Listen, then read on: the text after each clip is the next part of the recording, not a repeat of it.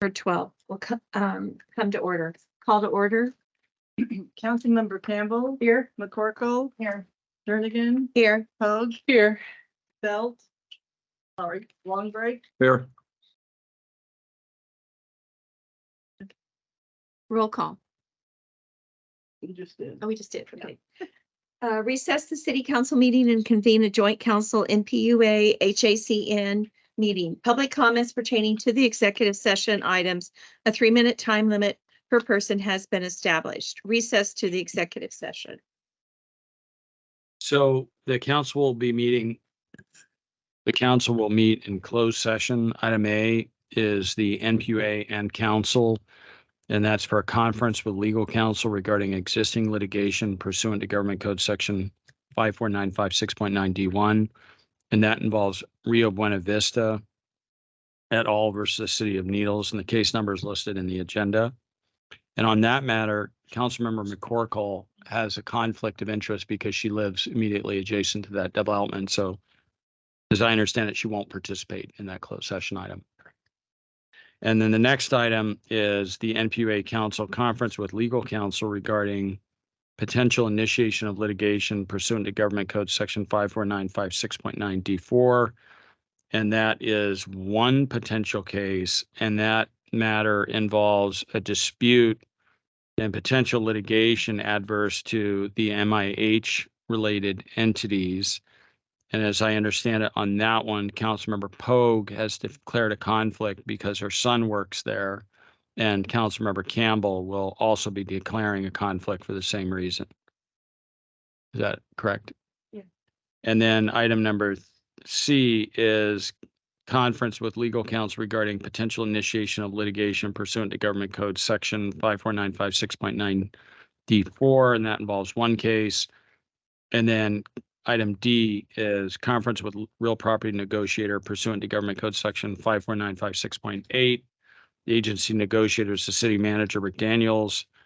And this involves the City of Needles as the lessor and Lamar Companies as potential lessee regarding a billboard property. All the items for closed session. Come to order. Executive session report by city attorney. Yes, the council met in closed session.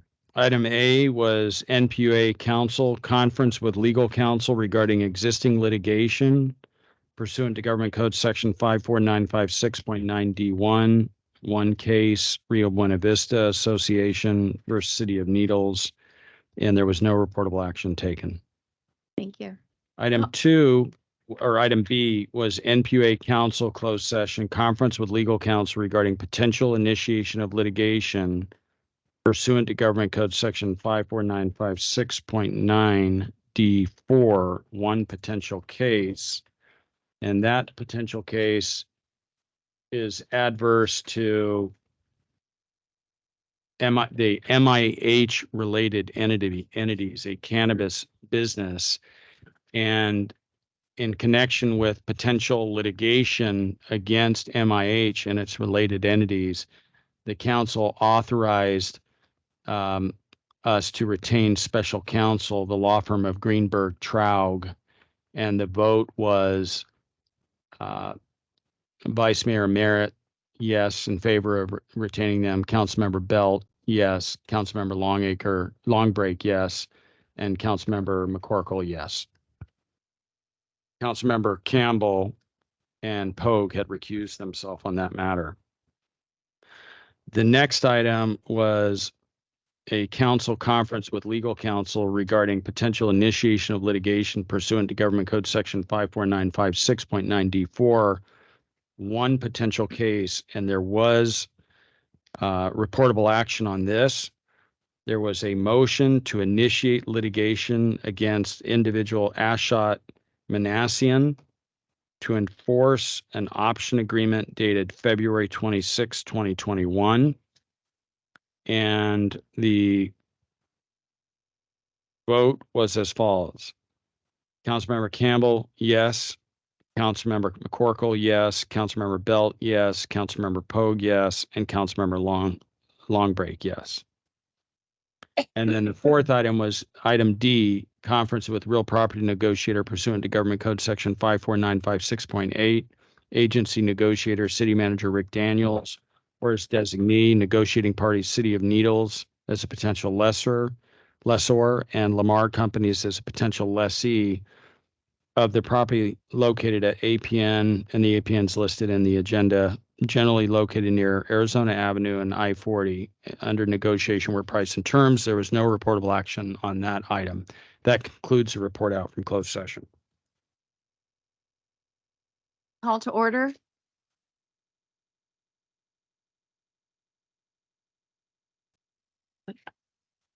Okay. Councilmember Campbell, Here. McCorkle, Here. Merritt, Here. Jernigan, Here. Hoag, Here. Belt, Here. Longbridge. Here. Thank you. Please stand for the Pledge of Allegiance and invocation. I pledge allegiance to the flag of the United States of America and to the republic for which it stands, one nation, under God, indivisible, with liberty and justice for all. Heavenly Father, we come to you today asking for your guidance, wisdom, and support as we begin this meeting. Help us engage in meaningful discussions, allow us to grow closer as a group, and nurture the bonds of community. We thank you for our city, for our elected officials, for the trust bestowed upon us, for the businesses, the churches, the families, the individuals, our visitors, and our surrounding communities who make our city of Needles the great destination that it is. In Jesus' name we pray. Amen. Amen.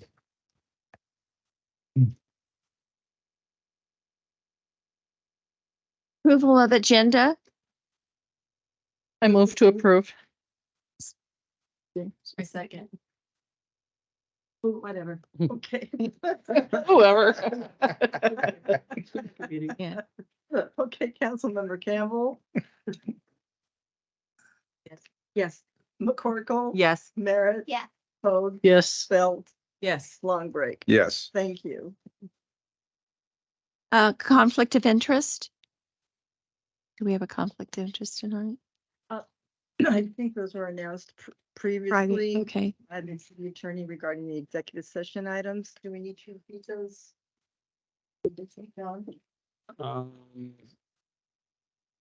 Well, Patrick Martinez is declaring a conflict on item number 27. And then I believe Mayor Jernigan is declaring a conflict on item number 28 on the agenda. And the reason Patrick is declaring a conflict on item 27 is it involves real estate that's within 500 feet of his property that he resides at. And then as I understand it, the item number 28 involves entities that the mayor has been involved with at some time, perhaps, and for that reason, she's recusing herself in that item. And then am I recusing on 27 also? Did I mention that? Are you within 500 feet of that property? I- If so, or if you think you may be, then recuse yourself on that item. I don't think you are. Person's closer.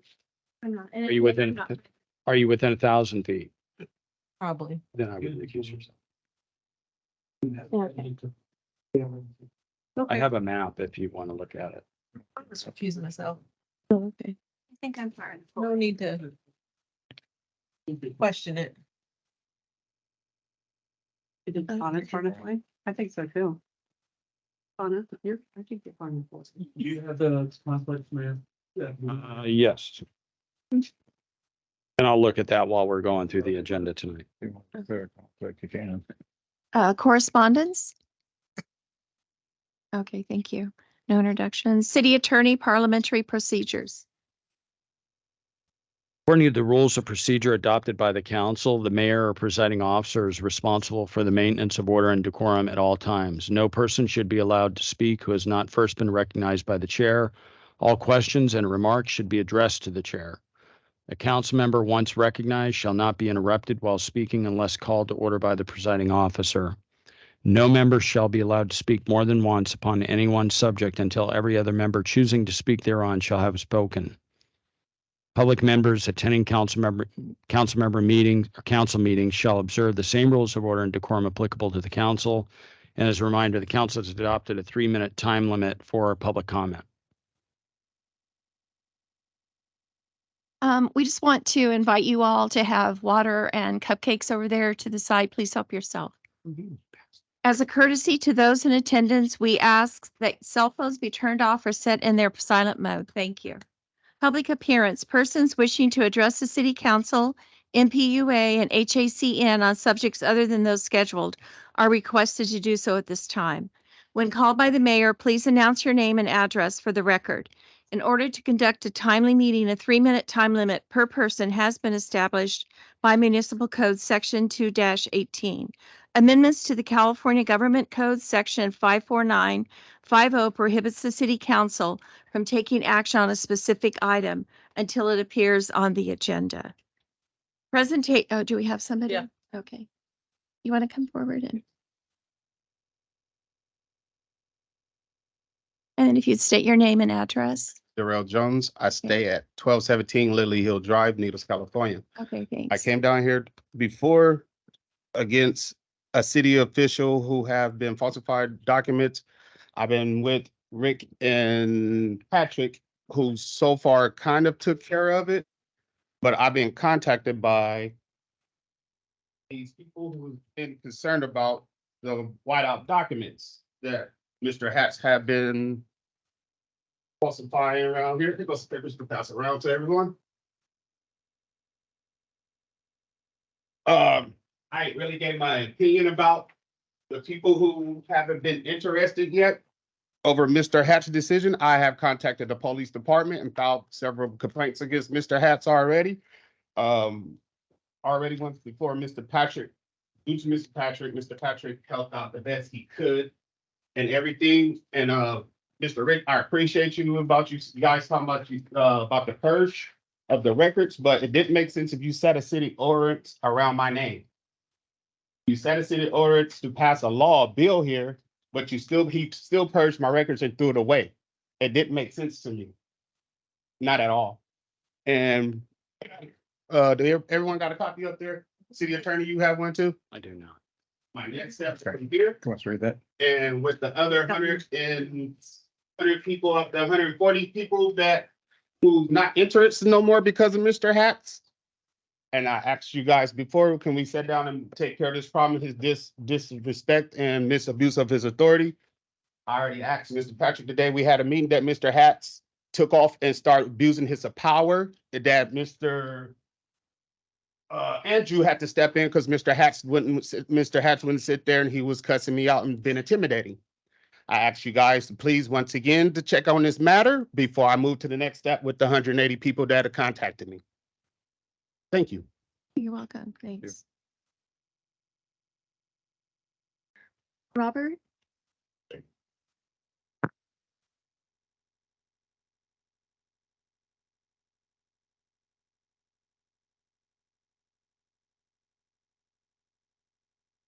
My name is, my name is Robert Yee. I live at 2029 DeSoto, Needles here in Needles.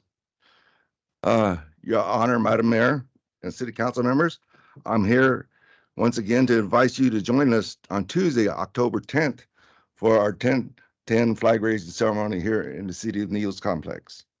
It started 51 years ago with my father, Wing Yee, and this will be our 50th raising of the flag over the City of Needles. It was agreed upon after 9/11 that year that it would be appropriate. So this will be the 50th. The National Day of the Republic of China, also referred to as Double 10, is Independence Day for the Republic of China, commensurate to the start of the Wing Chang Uprising, October 10th, 1911, which led to the end of the Qing Dynasty and established the Chinese Republic, and the republic that was formed was established on January 1st, 1912.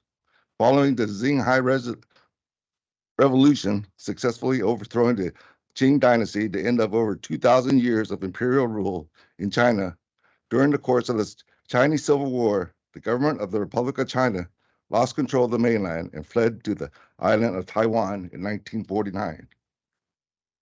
National Day is now mainly celebrated in ROC-controlled Taiwan, but also celebrated here in Needles.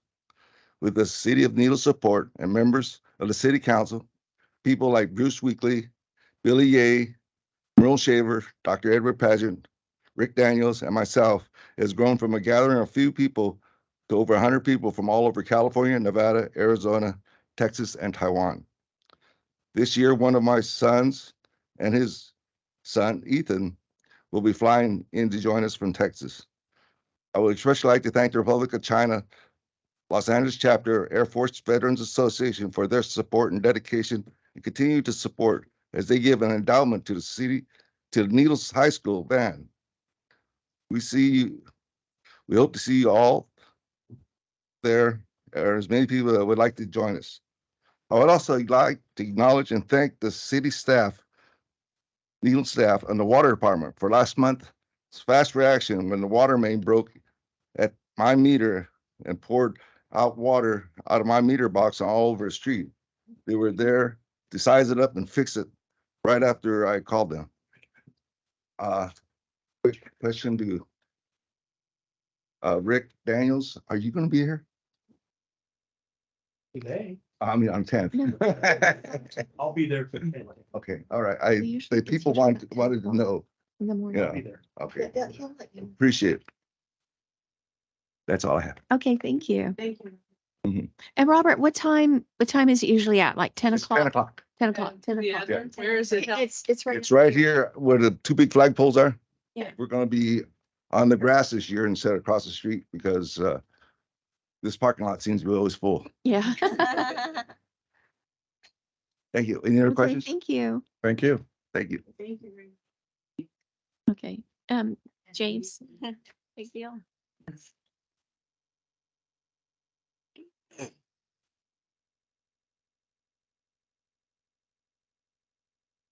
Good evening, Pastor Jim Jones, 170 Balboa Place.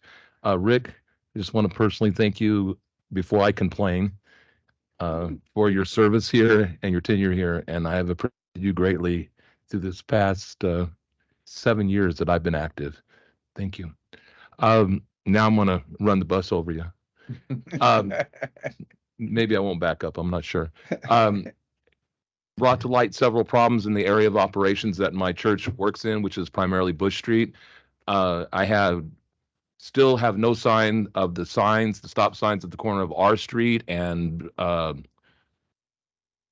Line, which have been approved by your traffic engineer. Still not there. It's been months now, and somebody's going to get plowed there. There's going to be an accident there if those signs don't get up. Stop signs don't stop people, but at least they help us decide who was at fault and who wasn't. So I still don't have the stop signs there. Second, I still have a cut spot in the pavement in front of our property at 807 Bush House, which we refer to as Clergy House. It's where the Great Water Department repaired a water line leak. Unfortunately, now I think it's close to 6 months that made pothole is still in existence. And it's a trip hazard. And I'm going to Home Depot tomorrow to buy fall flowers. And I'm going to plant some flowers in it if it doesn't get fixed. Use it accordingly. And the third thing, all these items have been asked for and been presented. Right next door to your substation, the Bush Street substation there, is an overgrown, that's my timer, I'm sorry, overgrown mesquite trees that are taking half the lane of one of the lanes. And so now you cannot walk down where the sidewalk should be, and now you cannot drive your vehicle without going into the opposing lane, which is another safety hazard. Now I know thank you. I know everybody's busy in the community, and I know all the staff is busy, but these are important things. And they're just as important on Bush Street as they are on Broadway. So I would appreciate your attention to this. Thank you. Thank you. Thank you.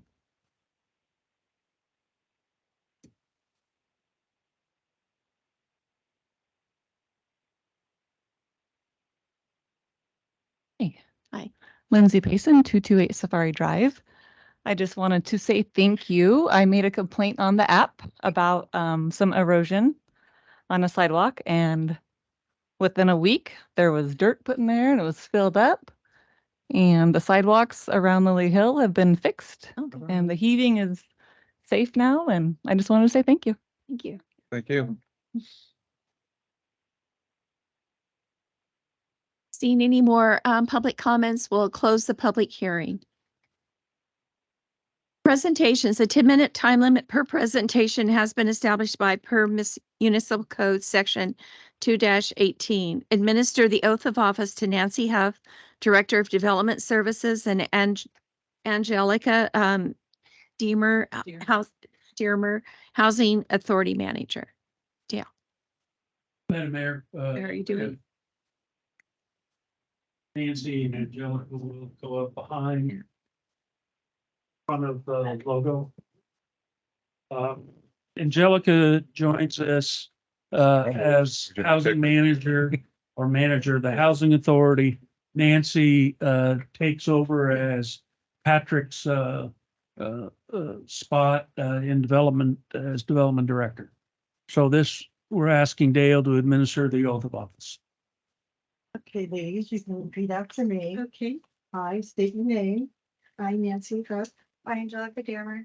Do solemnly swear or affirm. do solemnly swear or affirm That I will support and defend the Constitution of the United States. that I will support and defend the Constitution of the United States Of the United States. And the Constitution of the State of California. and the Constitution of the State of California Against all enemies, foreign and domestic. against all enemies, foreign and domestic, That I will bear true faith and allegiance to the Constitution of the United States. that I will bear true faith and allegiance to the Constitution of the United States And the Constitution of the State of California. and the Constitution of the State of California, That I take this obligation freely without any mental reservation or purpose of evasion.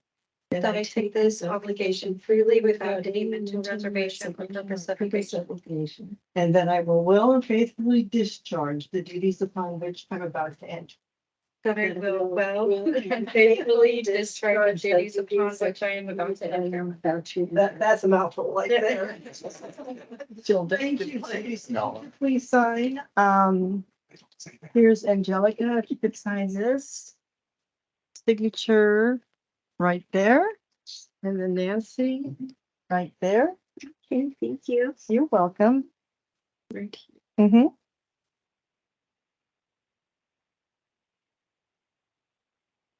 Right. Nice picture for the ministry. Wow. Okay, I'm backing out of that shot. We're gonna go pictures together. We're ready. You okay, Dale? Take some pictures here. You okay? Okay. It's a good thing she don't move too. Madam Mayor, a lot of jurisdictions don't go to this protocol. But I believe that it is It's important. very important for senior staff to take the oath of office much the same as you do. Yes. So Public comments pertaining to the HACN council items. A 3-minute time limit per person has been established. HACN council consent calendar. All matters listed on the consent calendar are considered to be routine and will be enacted by one motion in the form listed. The mayor or any member of the HACN city council may pull an item from the consent calendar for discussion. Prior to a HACN council action, a member of the public may address the HACN city council on matters scheduled on the consent calendar. A 3-minute time limit per person applies. Recommended action: approve items 2 through 3 on the consent calendar by affirmative roll call vote. Any discussion or public? Okay. If no presentation, consider public speaking closed and call for the vote. I move to, Or move. yeah, I move to approve. Second. Councilmember Campbell. Yes. McCorkle. Yes. Merritt. Yes. Jernigan. Yes. Vogt. Yes. Belt. Yes. Longbridge. Yes. Thank you. Okay. That'll be the end of the consent. Public hearings. Public hearing notice to consider all evidence and testimony for or against an update to the Needles City Code Development Standards has been continued to October 10th, 2023. Council, public hearing notice to consider all evidence and testimony for or against amending section 1344 to prohibit stopping, standing, or parking at the electric vehicle charging stations unless the vehicle is connected for electric charging. Staff report.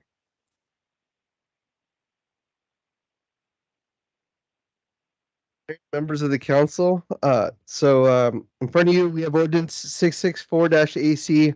So up at the McDonald's, there's a few charging stations there. And at that point in time, we had a former city employee put up a sign that wasn't enforceable. And the sign basically reads, unauthorized vehicles not connected for electric charging purposes will be towed away at the owner's expense.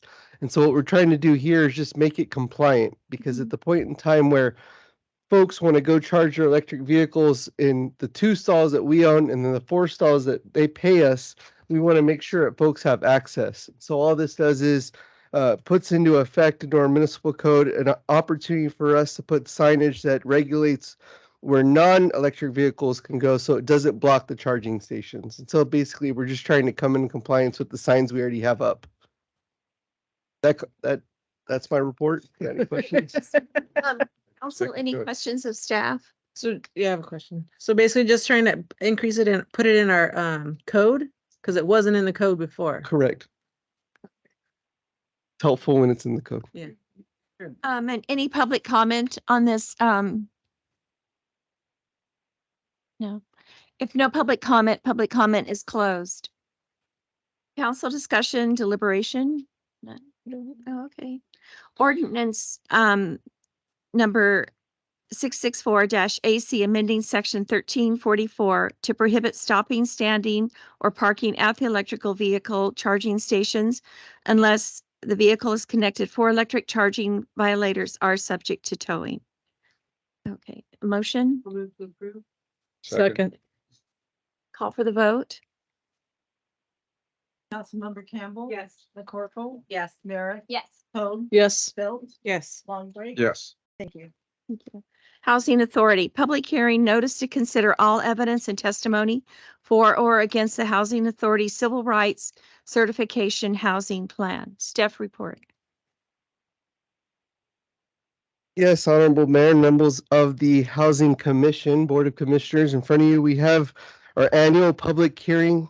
We're required to, per the Housing and Economic Recovery Act, host an annual public hearing where we talk about the civil rights and the amendment, and then also adopt the plan that we have in front of you today.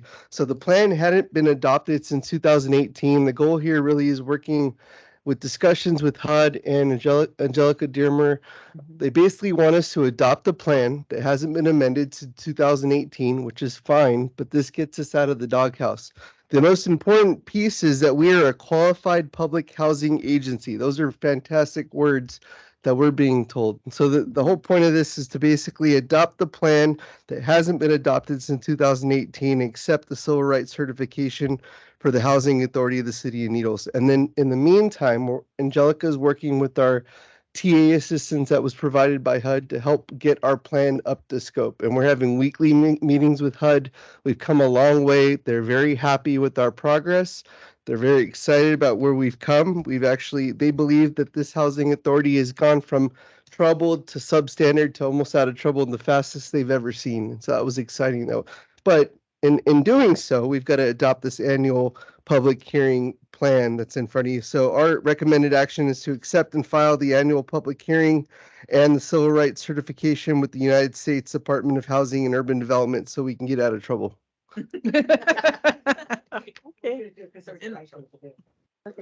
Any questions by the council? I have a question. So we have to do this even though it's not appropriate, and then we change it and then we resubmit it? Madam Chair. Yeah. So it is appropriate because this is what we do have on the books. So we are going to re-adopt the plan that's already been adopted because there are no changes to our current plan. And so HUD has given us guidance to adopt this out-of-date plan so that we can move forward and get out of trouble. Yeah, and make change the necessary changes. And we're prepared to move forward with those changes with the HUD assistance that we have. And we've also got programming that we've already paid for. And we have somebody that knows how to use it. So we're going to move forward and get ourselves into compliance.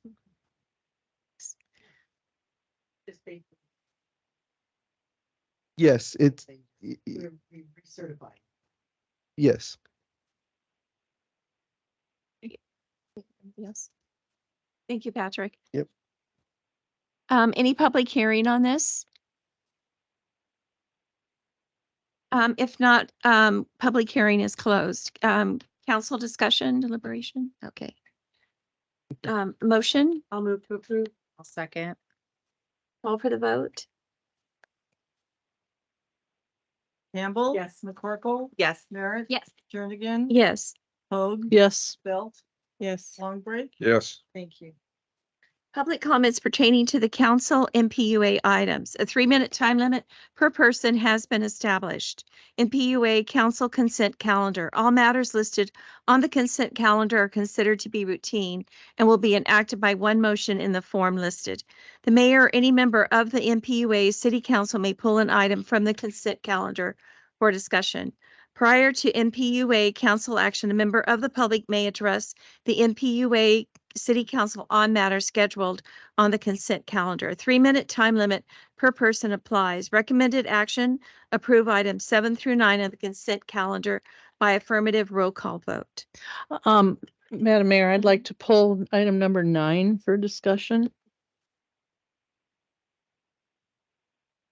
I don't know if we wanted to talk about it now or just put on the other two. We can talk about it now. Okay, so I'd like to call your attention to page 3. At the meeting last week, I believe, was the public utilities. There was discussion on making rebates available to unit replacements only if they upgraded from a 14 to 15 or whatever. However, 14 to 14 or full level upgrade would only be subject to the rebate if they were 10 years older or older. And I know you added that sentence, Rainey, but it seems to read that it doesn't give the upgrades, excuse the upgrade from the 10-year age limitations. So Thank it's you. kind of confusing to me. Okay, thank you. So Okay. Mayor, members of councils, we just put the sentence that rebates are only applicable to a full HVAC. So the concerns from the utility board is individuals tend to replace their condenser with a higher SEER rating unit rather than the entire unit itself, whether it be a central on top of your roof or a freestanding on the side of your house. So we put Okay. there that it's only applicable to a full replacement instead of components. So we made that very Okay. clear. But I was actually referring to the 10 years plus to qualify. Correct. That was Because my understanding, and maybe I misunderstood listening to the meeting, that if you upgrade from a 14 to a 16, that 10-year requirement doesn't apply. It would be only if you get a 14, you have a 14 and you get a 14. But if Okay. you upgrade, then you could do it, you can get your rebate a year, if it's only a 2-year-old unit. Understood. So we put Yeah. the 10-year requirement because a 14 SEER that's 10 years old versus a 14 SEER that's newer is going to be more energy efficient. So Right. we will allow those. Right, but you will also give the rebate if we're going from a 14 to a 15, Correct. You'll get even if both. it's under 10 years. Yes. No, it has to be 10 years plus greater to qualify. Okay. All units. So then maybe I didn't quite hear correctly how it was discussed at the public utilities meeting, because I thought it was upgrades were, there was no time limit. It was only if you're going level. No, we do have exchange. a very strict time limit that we follow today. Okay. That has been in place since prior to 2015. It's just never been in writing. So Okay. that's why we put that on there. Okay, so then maybe I was thinking of something else. At Yeah, that time. and just to clarify for council, we left 14 SEER rated units on there, which are not normally common in energy efficiency programs. However, the cost of units have almost doubled. Yeah. And so we see a lot of people going from a 14 to a 14, but they're 10, 15 plus years old. So that unit is going to be more energy efficient, meeting our goals of our energy efficiency. And that, do you have to get, this is from a personal, Yeah. do you have to get furnace and AC, or can you just get one unit? So if it's a central package unit, we do the unit. If it's a split where the furnace is gas, we do not change out the gas because our program is an electric energy efficiency program. We don't service gas. Thank you for the clarification. Any other Thanks, Rainey. questions? Oh, and I do want to point out there's one typo. On the first paragraph, the water heater should be $200, and we will get that corrected. Okay. I just have one, just because this is, it's a pretty nice thing to be able to upgrade and get rebates kind of back on that. Are we going to be putting this on the app as a notice or in the bills and stuff so that everyone's pretty aware of it and they can't say they've never heard of it? Yeah, we'll definitely Okay. put a flyer together and get it in the bills and get the word out for residents. Any other questions? No. Okay. I have one Thank you. question. What about the, do we have anything in writing that goes out to people with the rebates regarding their replacing their toilets and does people get rebates for replacing to, Yeah. for saving toilets? Yeah, we can definitely include that on the flyer. Yep. Thank you. So that people understand, we're actually trying to save not just electricity, but water in our community too. And if you replace your older toilets, you get money back. Yes, we'll definitely And you get that can on have there. a planter with your old toilet. Use water. Big plants.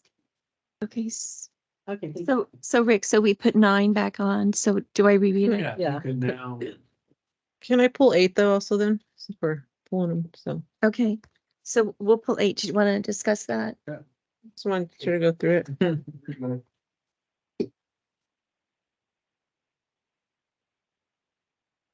Yes, in front of you is just item number 8 is authorized Chris Brooks, our electrical engineer, to have a blanket authorization for FY24, so we can call on him to run electrical models when we need to, when we're testing breakers at substations.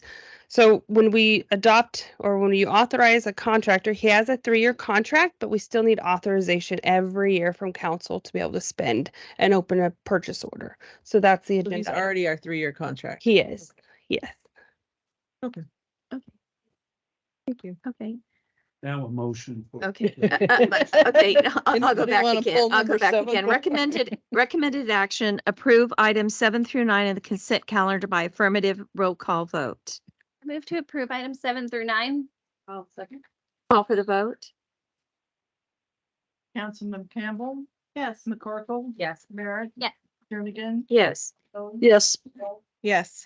Yes. Thank you. Adjourn the joint council MPUA HACN meeting and reconvene the city council meeting. Public comments pertaining to the council items. A 3-minute time limit per person has been established. Consent calendar. All matters listed on the consent calendar are considered to be routine and will be enacted by one motion in the form listed. The mayor or any member of the city council may pull an item from the consent calendar for discussion. Prior to council action, a 3-minute time limit per person applies. Recommended action, approve items 10 through 23 on the consent calendar by affirmative roll call vote. I'd like to pull 17.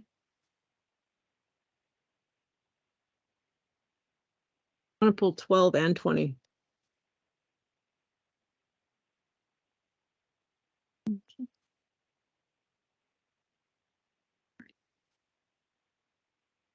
Um, 17, 12, 17 is 12, 17, and 20 are pulled.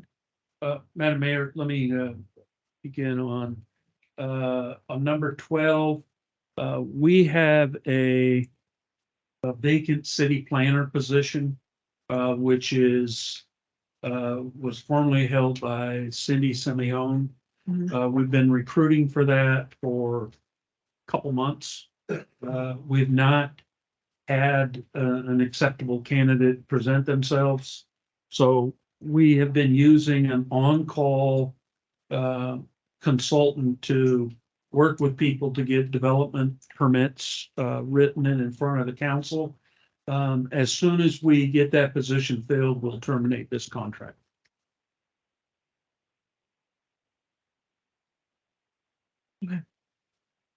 Okay, item 17. The city has a 1937 vintage fire truck. And last year, council authorized $15,000 to finish the restoration. There was an error in preparing the budget this year that 15,000, it wasn't spent, but I did not include it within this year's budget. So this isn't an addition to the last year. Okay. Although it did increase 3,000. So this is to get the parts back from Virginia where they were the original parts restored. And the only reason this is on was because it didn't get carried forward in this year's budget. Thanks. On number 20, if you recall, the city had owned a piece of property in Arizona that we did an appraisal, and the appraisal showed it was worth $1.4 million. It is surplus. There is no need we have for riverfront property in Arizona. We received a proposal to purchase that for $700,000.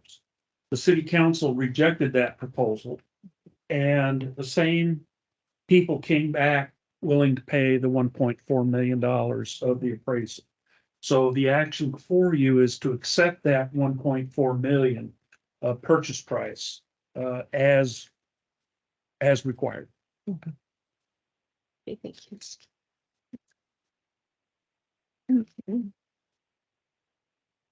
So approve items 10 through 23 on the consent calendar by affirmative roll call vote. Motion, Second. call for the vote. Councilmember Campbell. Yes. McCorkle. Yes. Merritt. Yes. Hoag. Yes. Bilt. Yes. Longbridge. Yes. Thank you. End of consent calendar. Regular council items. Waive the reading and adopt ordinance number 662-AC, amending chapter 9 fire protection, section 9.1, to adopt the San Bernardino County Fire Protection District Fire Ordinance FPD 23-01, referencing its version of the 2022 edition of the California Fire Code, subject to modifications referenced herein and rescinding prior ordinance number 630-AC. Second reading. Yes, Madam Mayor, as you said, this is the second reading. You held a public hearing. It is the annual adoption of the fire code. There are no issues where we have had some issues in the past. Those issues is basically a carryover of the previous fire code, and there are no outstanding issues that need to be resolved. Our recommendations for approval. Thank you. Council, comments? No, okay. If not, let's see. Motion, I move to approve. Second. call for the vote. Councilmember Campbell. Yes. McCorkle. Yes. Merritt. Yes. Hoag. Yes. Bilt. Yes. Longbridge. Yes. Thank you. Provide staff direction regarding parking alternatives for the El Garces on G Street and Front Street. Yes, Madam Mayor, members of the council, in your packet, you have a graphic. Can you put that up? Parking, we've noticed that parking is a little bit haphazard down in front of the El Garces, and with the underpass open, there's more traffic on Front Street. So we had our traffic engineer look at the geometry in order for that to have a full 13-foot wide travel lane.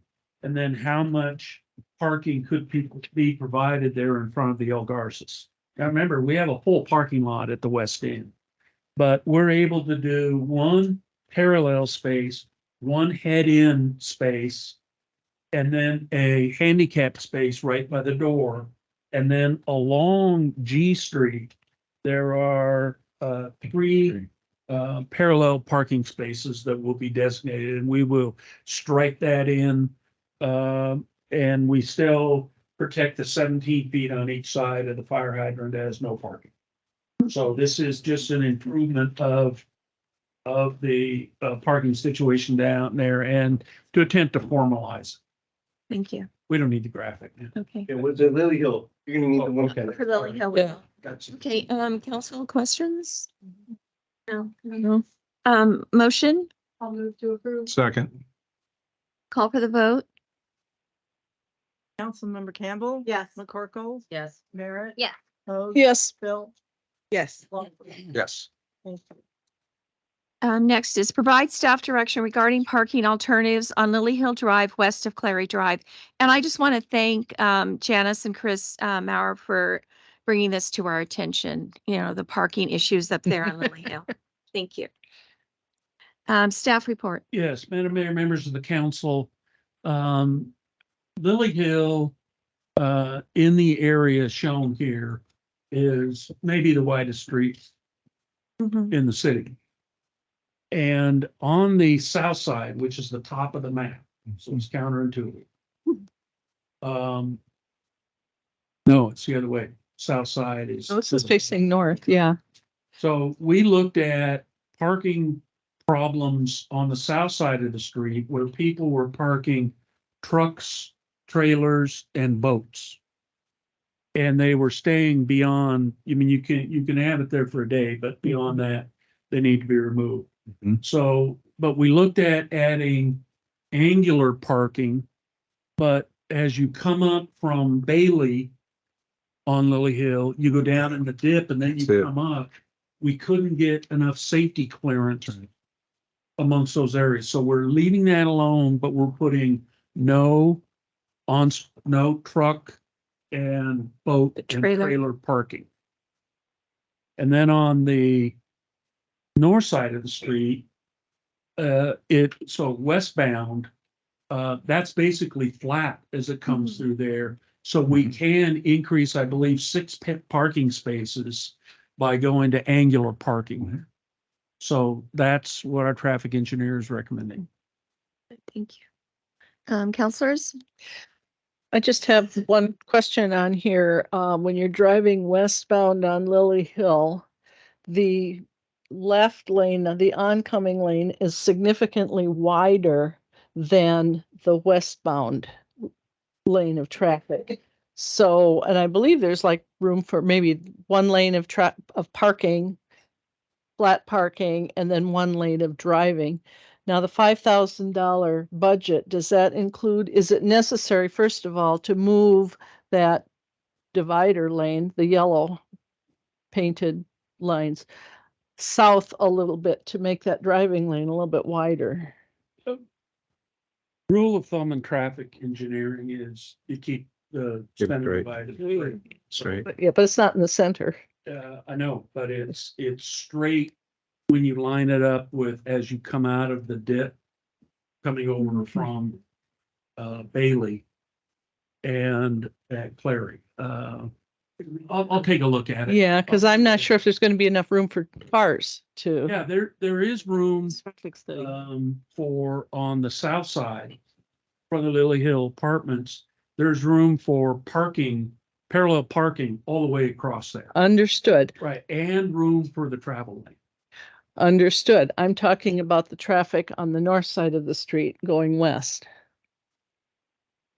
Because on the south side of the street is significant, it's about 2/3 of the street width Well, is the the driving geometry lane. works in order to have that work, but I'll take a Take a look at it. look at it. Yeah, Yes, ma'am. because you're narrowing the driving lane. Yes, I'll take a good look at it. You can see it on the map. Yeah. You can see the tire. This was actually a traffic engineer though, right? Yes. Oh, yeah. Yeah. Yeah. Okay. But we'll have him. Was approved. Just making sure it was a real. Okay. Thank you. Motion, I'll move to approve. I'll second. call for the vote. Councilmember Campbell. Yes. McCorkle. Yes. Merritt. Yes. Hoag. Yes. Bill. Yes. Longbridge. Yes. Provide staff direction on tentative parcel map 2388, subdividing 6.5 acres into two parcels located in the R2 two-family residential zone, APN 0185-233-55, located behind 1335 Lily Hill Drive, and consider possible sale. Yes, Staff. Madam Mayor, members of the commission or council. Over a year ago, this matter was before you, and there were 3 people that had recused themselves because of proximity. And so it failed to garner the 4 votes necessary to approve it. And normally then that issue, the fate is sealed. But in this case, this is a new council to take a look at it. And the applicants asked that it be brought back in front of the council. At one time, he had purchased this property, but upon their research, it was discovered that the person who he was buying it from didn't own it. The city did. Wait, don't I need to recuse myself on this one? I'm gonna recuse myself. Yeah. If this is, it's- yeah. Thank you. And the reason for the recusal is that the proximity of her home. So the applicant has requested this be brought back to you. This is a procedural question. This is not getting into the substance, but if you wish, this council, as opposed to the previous council, take a fresh look at this, that is the question before you. I'd recommend that you provide the opportunity for the applicant to come back in front of this council. Okay. Kim, did you want to Would you like to speak? speak? Okay.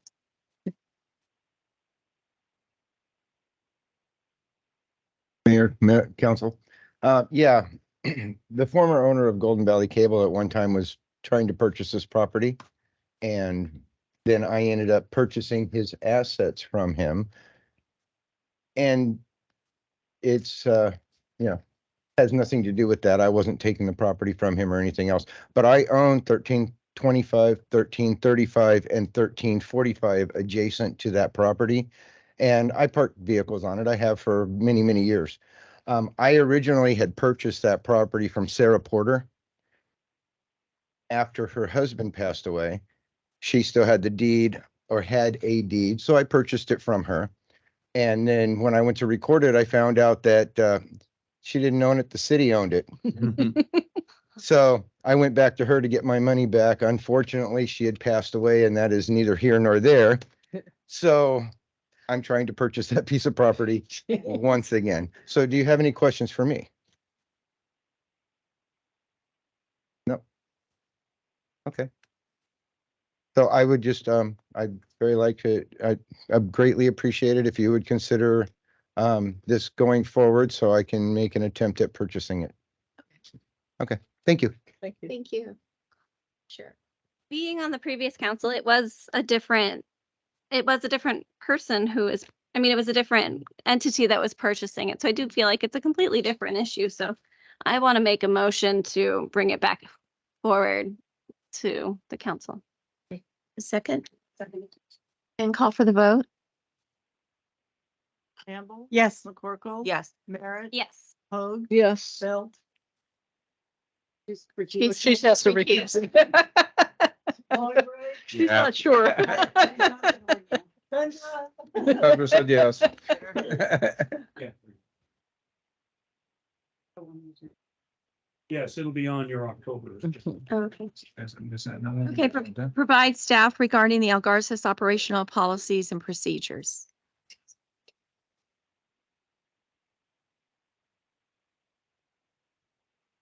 As noted, the mayor is recusing herself.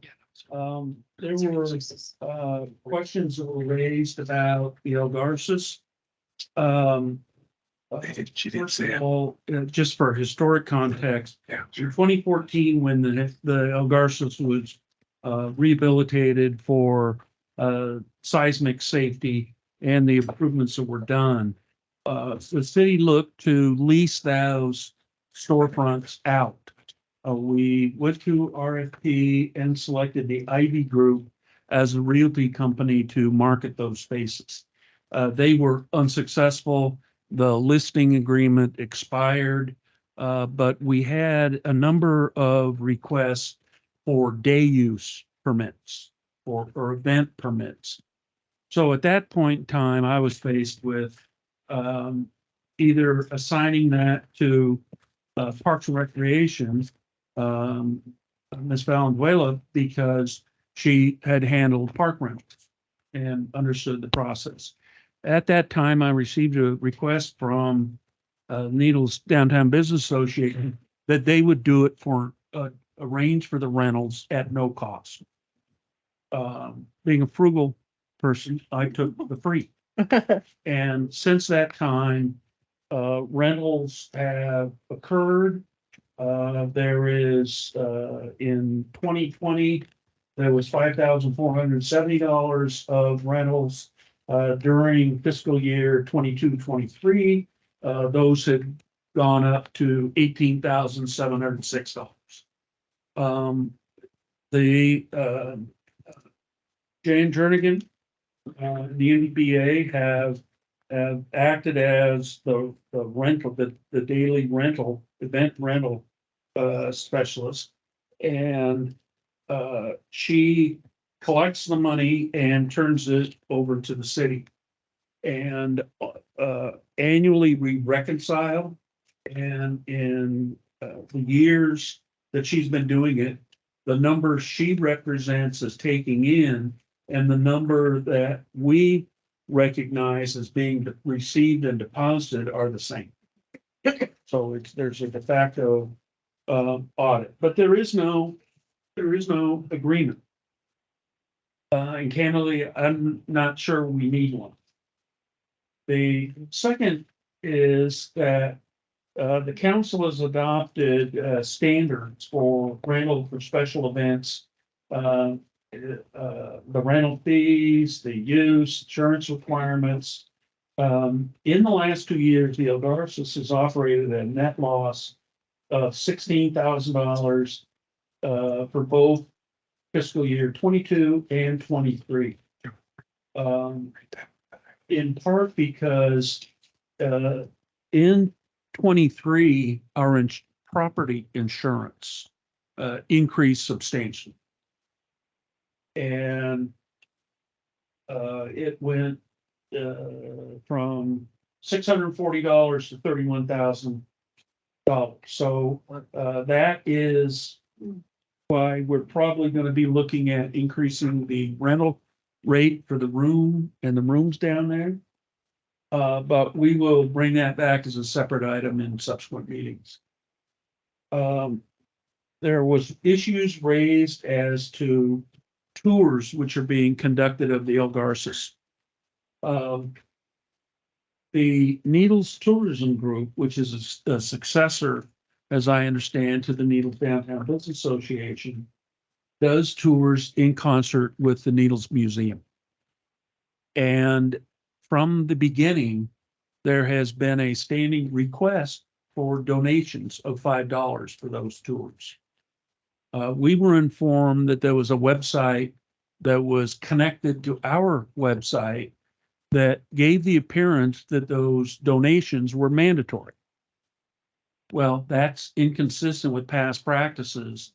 We have disconnected that website, and I understand that website has been closed. So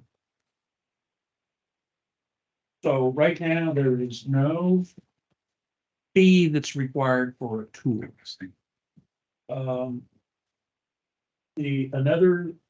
Well, first of all, and I want to point out that we don't have control over websites that aren't ours, but when there was one that was connected to ours, we cut that disconnection off, and I understand that has been taken down altogether.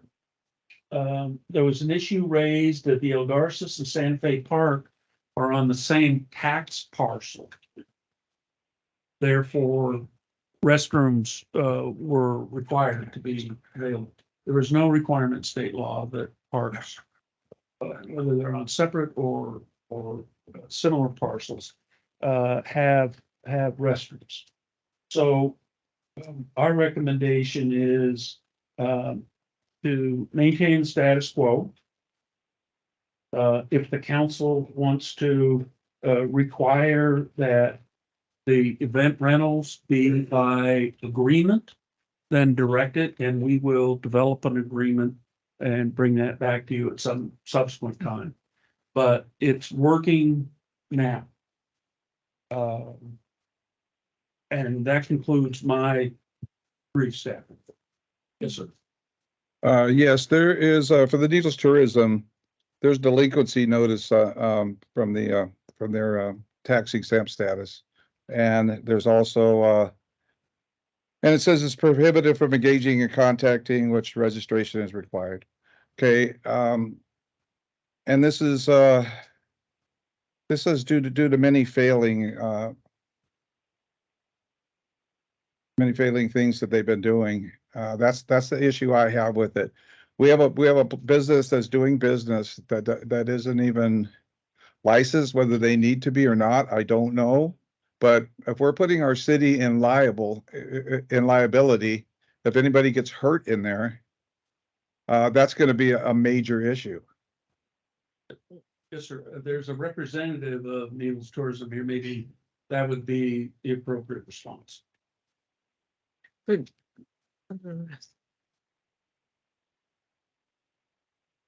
I'm Judy Thornton from Needles Tourism, 1835 South Drive, Mojave Valley. We just got a notice about that, and that's being taken care of by our CPA or by our tax person. We just were notified of that 2 weeks ago. And Dated January 28th, 22. well, we just got the notice about it. I don't know what else to tell you. We just got the notice about it. And it has been turned over to our tax person and it is being taken care of. Okay. That's all you need to know. Yes. She said, is that all you need to know? Oh, yes. You asked either point. So what we could do is, I'm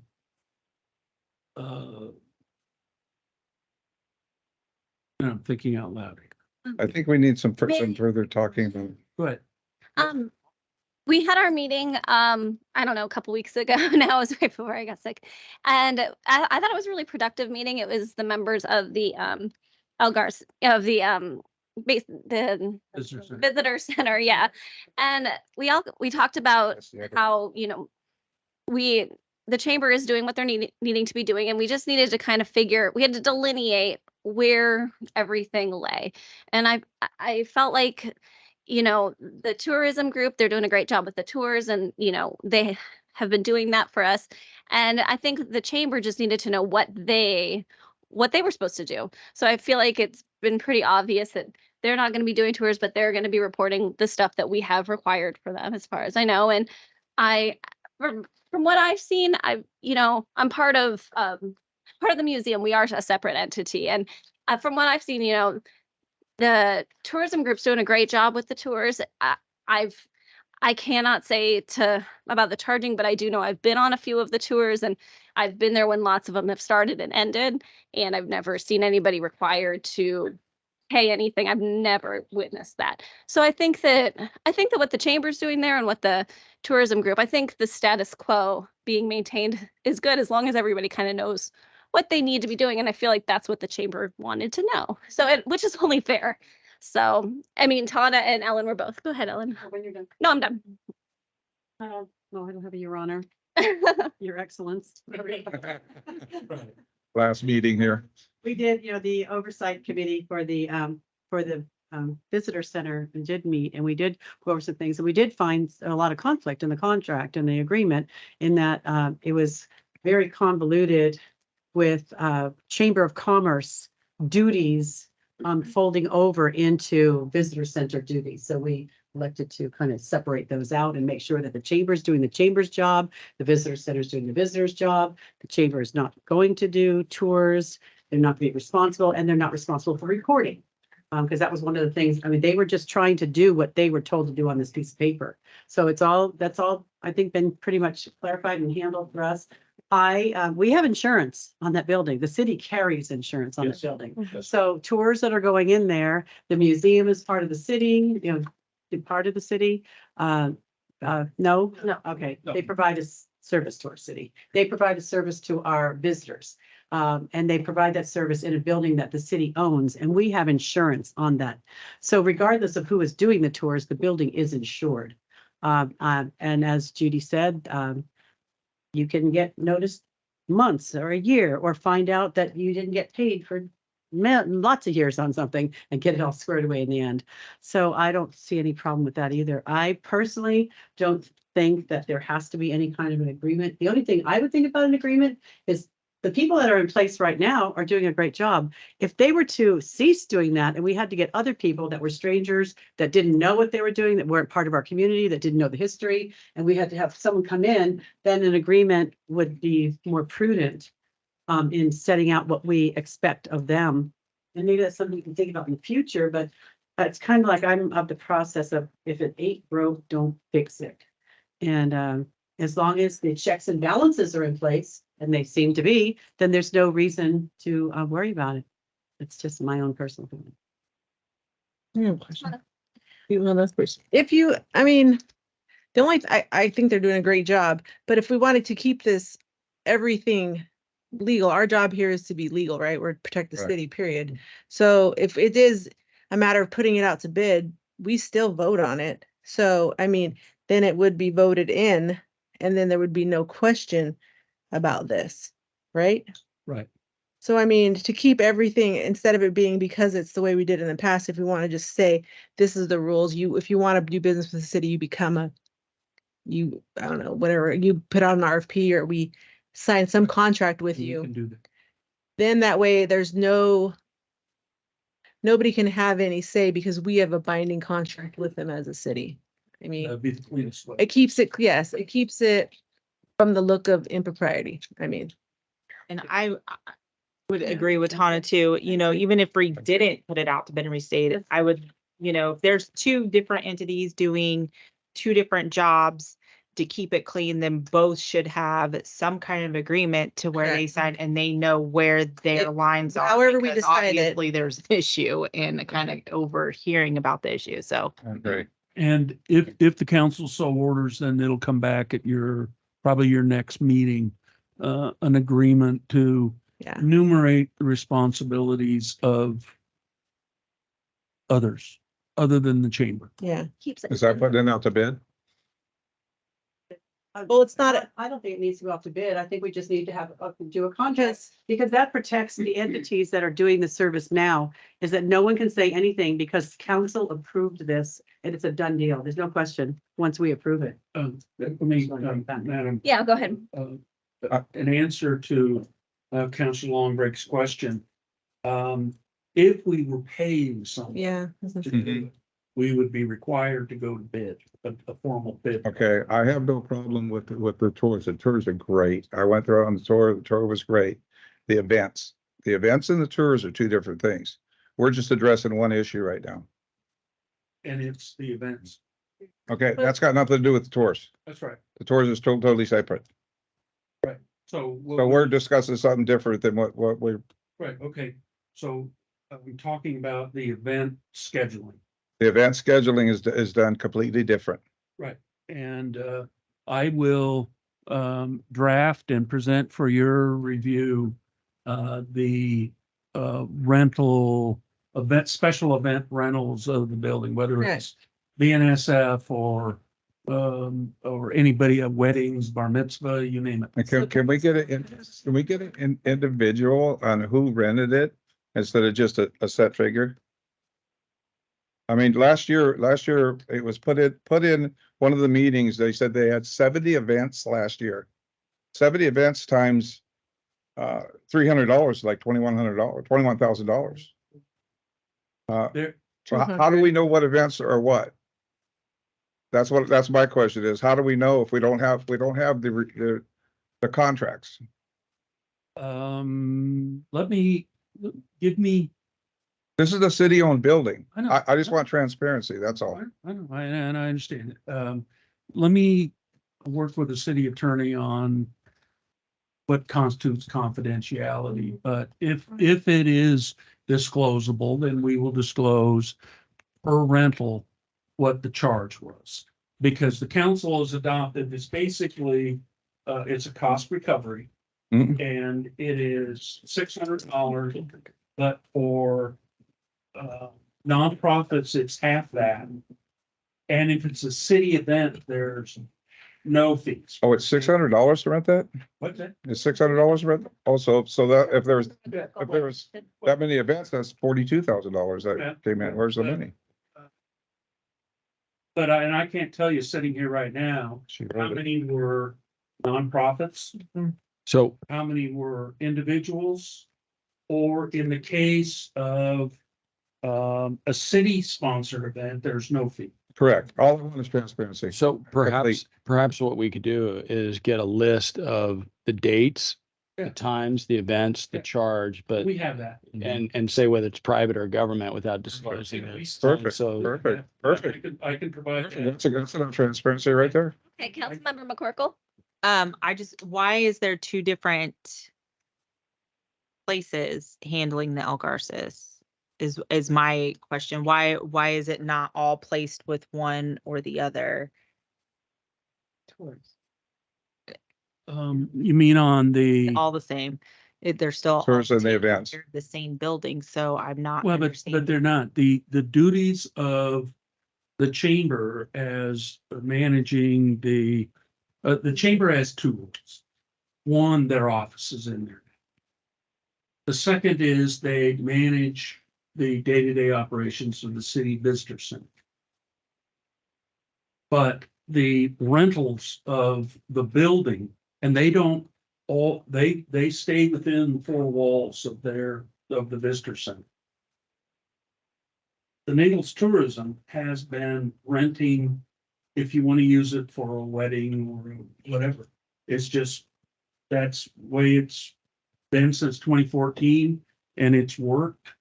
And I had the then president of the chamber, and then when the new chamber president was elected, they said, leave well enough alone. We don't want to do event rentals because they seem to be going very well.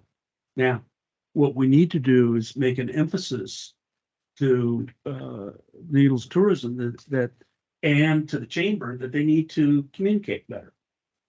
Because there hasn't been good communication, in my opinion. Let me, I like what Tana was saying. I do think we need to have something in place, but why not have in place what the status quo is, since it seems to be working? That's kind of my suggestion to bring back for the next meeting. So, and I don't know, I feel like that's kind of what people are saying. Go ahead, Tana. I have a question. I thought, putting all biases aside, I mean, we're here to represent the city of Needles. So so even if something has been working, we legalize it, we formalize it, we get contracts out, whoever does whatever, not one company has to run an entire process. Whether you rent it out for tours or whether they rent it out for a wedding, it's still an event that's being held there. So we just clean up the paperwork of this, and then it's kosher. And Absolutely. it is what it, I I agree. mean, Okay, if there is a motion to that effect, I'll move to then clean it up. we will bring back the roles and responsibilities, and then you can decide to seek others or to stay with the status Do quo. I, That'll be your call. should I let her, does she talk? Can I say one more thing? Mhm. Mrs. Jernigan takes care of the events. She books the events. She does the paperwork for the events. The city gets the applications with the name, whoever's renting the thing. So that's at the city, if you will go and ask about that. Tourism only does the tours. We are not involved in scheduling or renting the venue for events. All we do is the tours. We go in there and we do a tour whenever somebody wants a tour. And we try to do those 7 days a week so that we can bring people into the Algarces. The events are not part of tourism. Jan has always done those as the agent for the city voluntarily. And so that is not part of tourism. We are not subsidized by the city. We are a private organization. We're trying to find out why our 501c3 was pulled. I don't know. We just got that notice. We're working on that. And so she's really separate. She's not doing that through tourism, is what I want to say. Okay. Well, there was, he said about it, them tourism doing that, and they're not.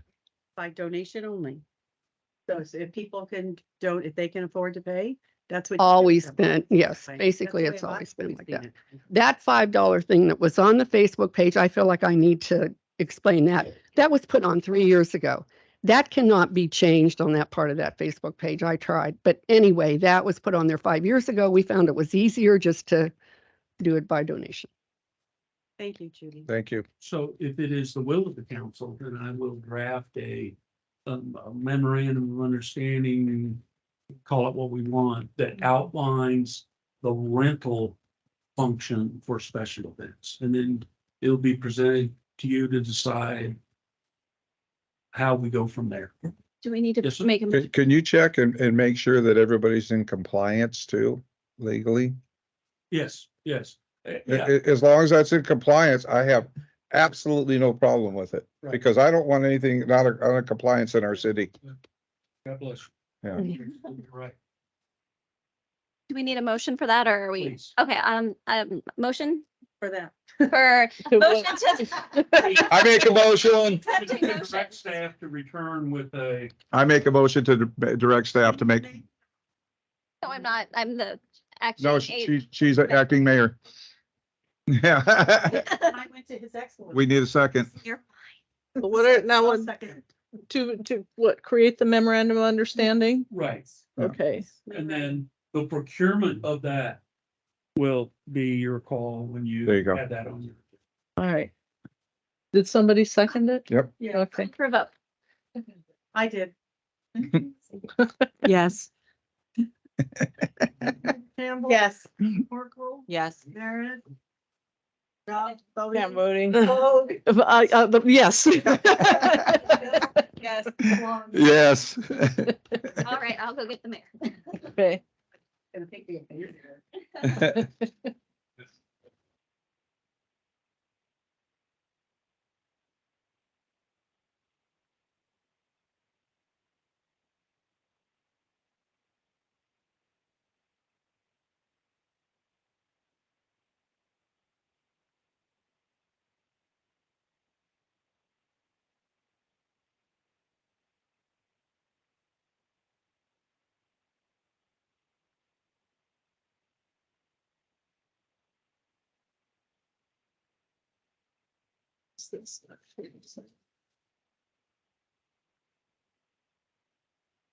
At this time, I'd like Rainey to recuse herself.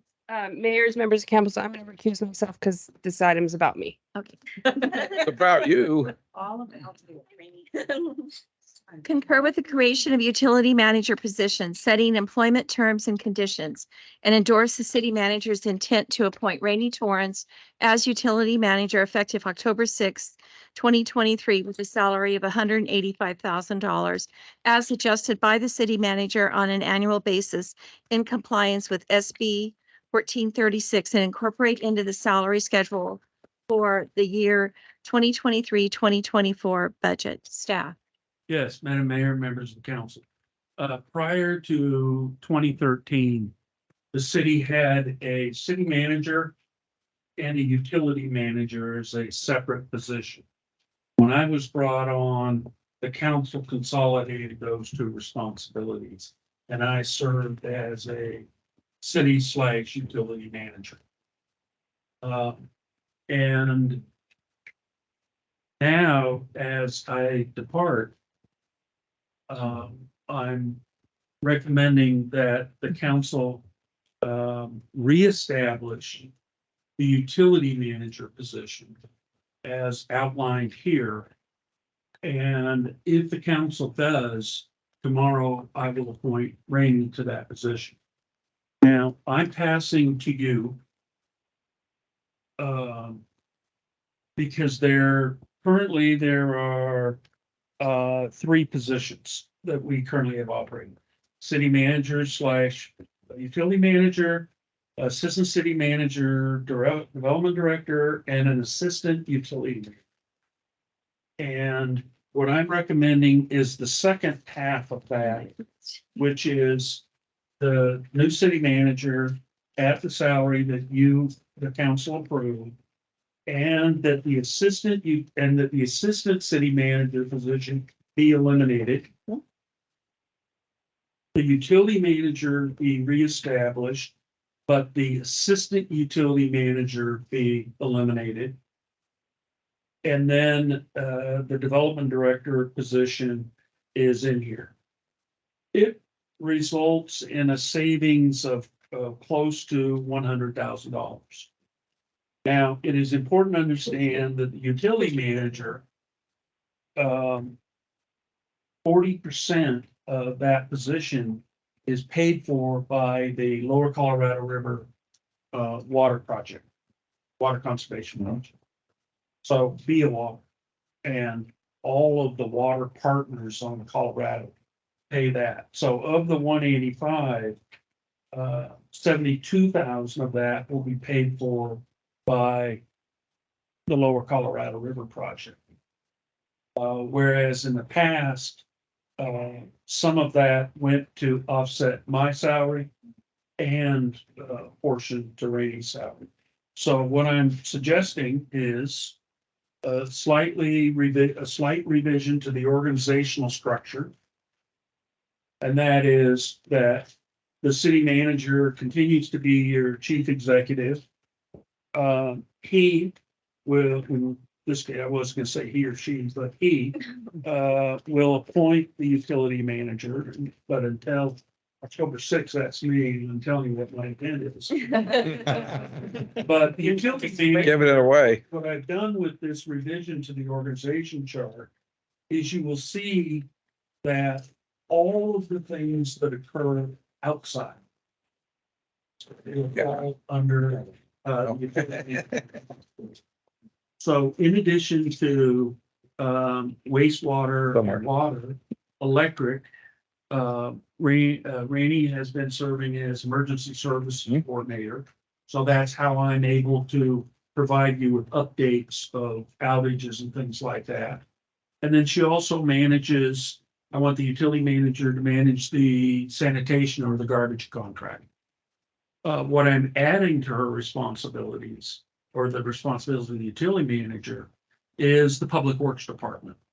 And that is, these are the people that take care of streets, buildings, parks, and do the construction management for the capital improvements plan.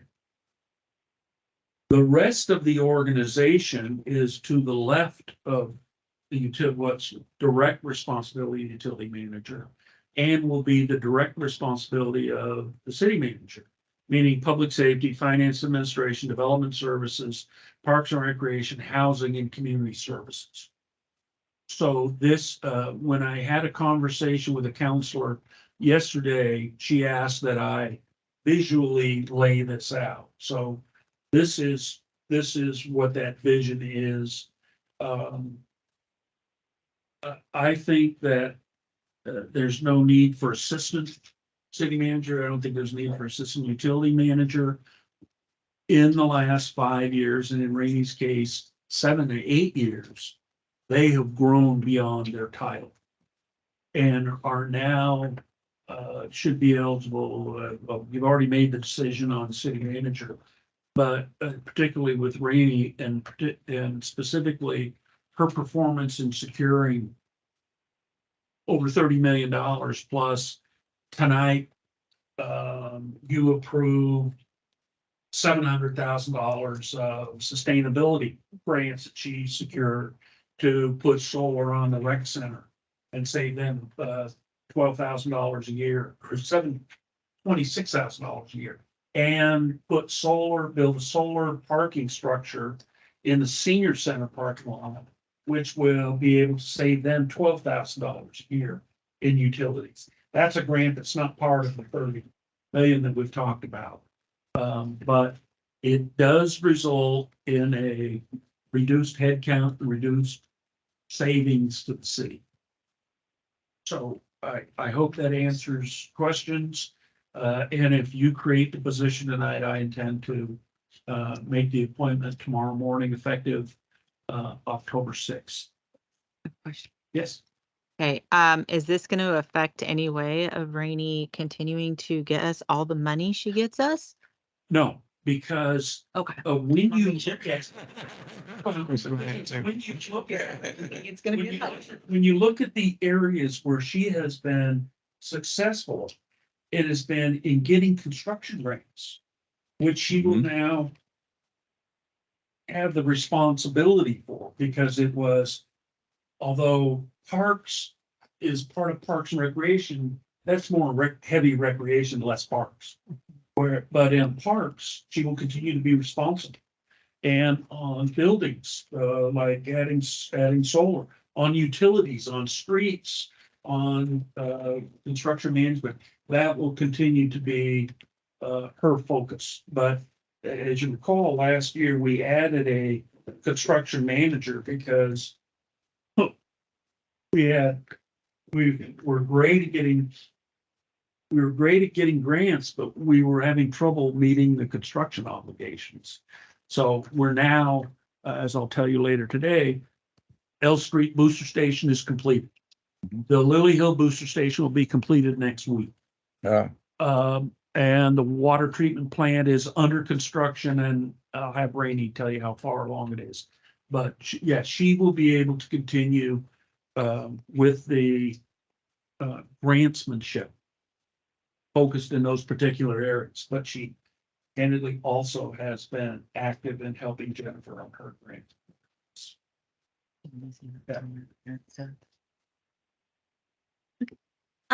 I just want to say, frankly, we're very lucky to have Rainey, and I think that she would be amazing doing this. And I think that it only makes sense to kind of delineate this now with the coming on of a new city manager. And I mean, candidly, I've heard other cities talking about Rainey. She's impressive, and I think this is a great idea. So. Bullhead tried to hire her. I was gonna say Toby likes Rainey, so. Who doesn't? Yeah, I just want to know if Rainey's gonna have any added duties. Or she's already been doing it already, hasn't she? Yeah. Yeah. So what her job promotion is what she's already been doing. Got it. So that brings me to my next question. How do we pick a number on this 33% increase raise? Is that just What? 33% increase in raise? In salary? Of her pay. Sorry, how do we get those numbers?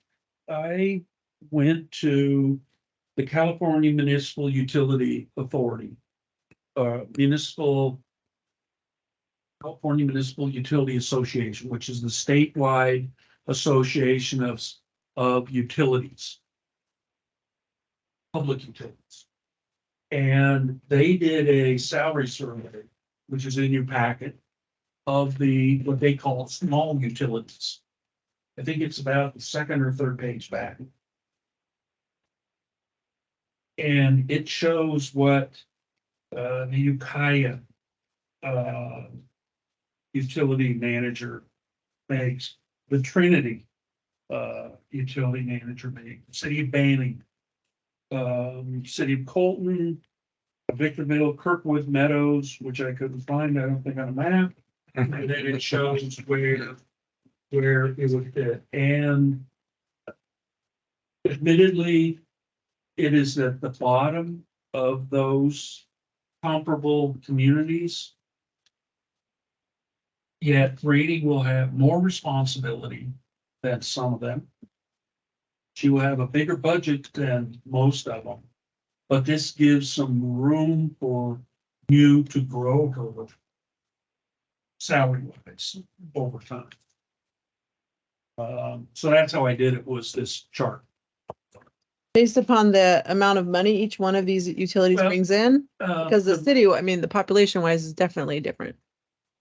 Yeah, for example, Ukiah, they have 8,100 electric customers. We have 3,000.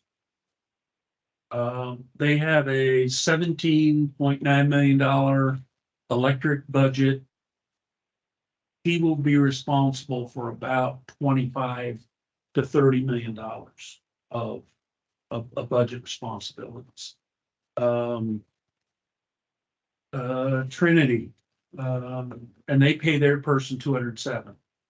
Trinity has 7,300 and a $13 million budget. Rainy, our budget is significantly higher than that. And they pay 263 for that position.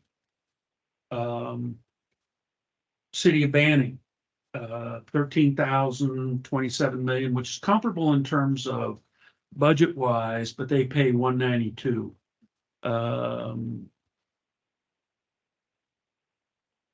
Kirkwood Meadows has 789 electric customers, $4 million budget. They pay 194.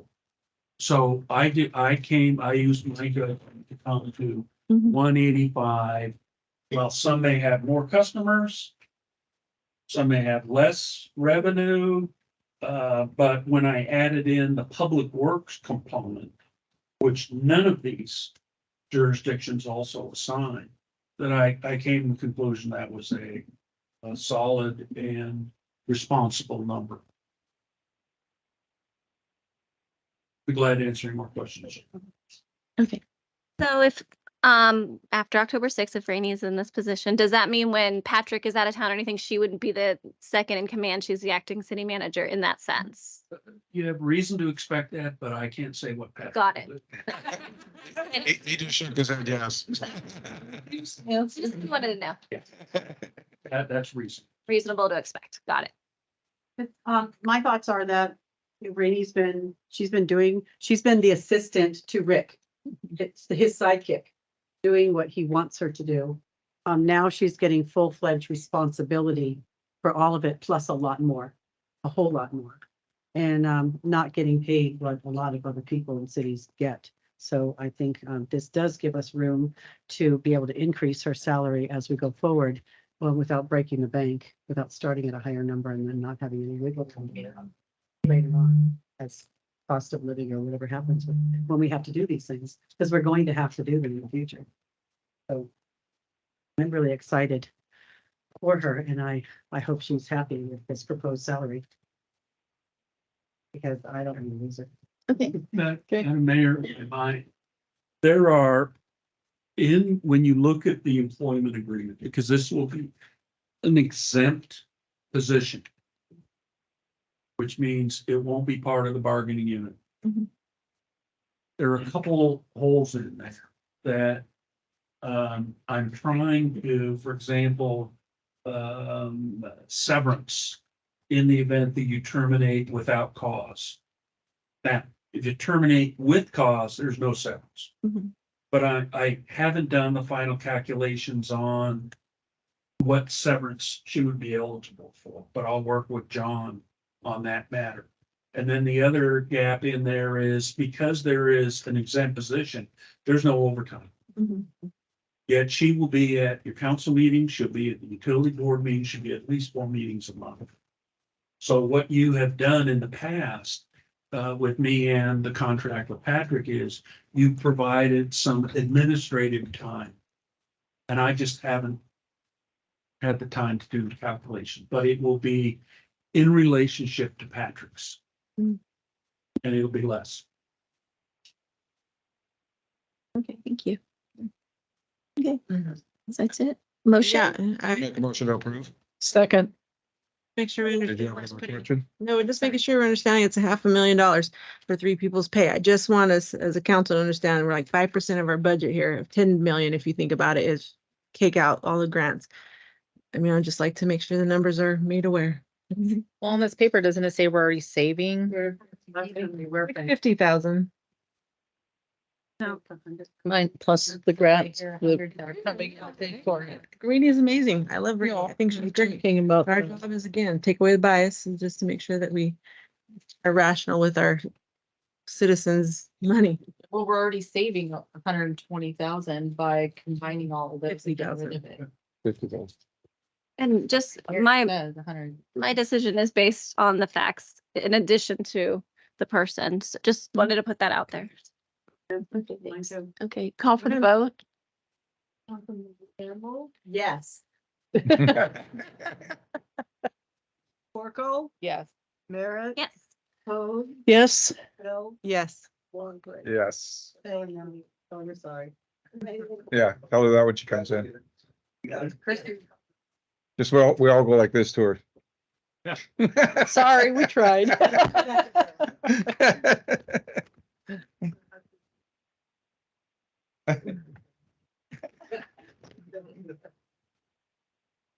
Sorry, Rainey. Okay.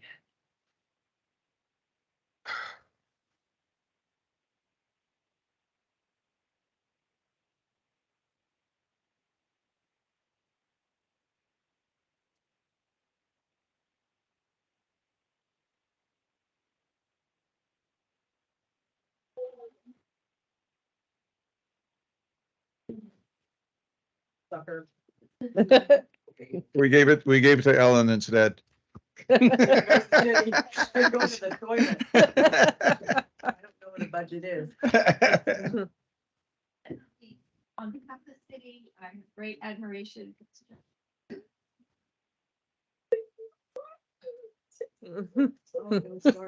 Oh.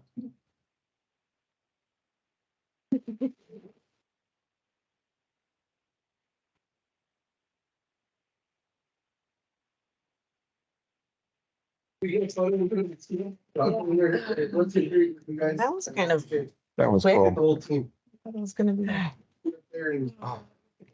gotta move makeup today. more than once tonight.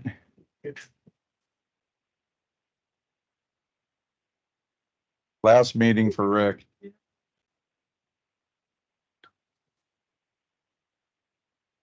He said he wasn't gonna be. He said he wasn't gonna be.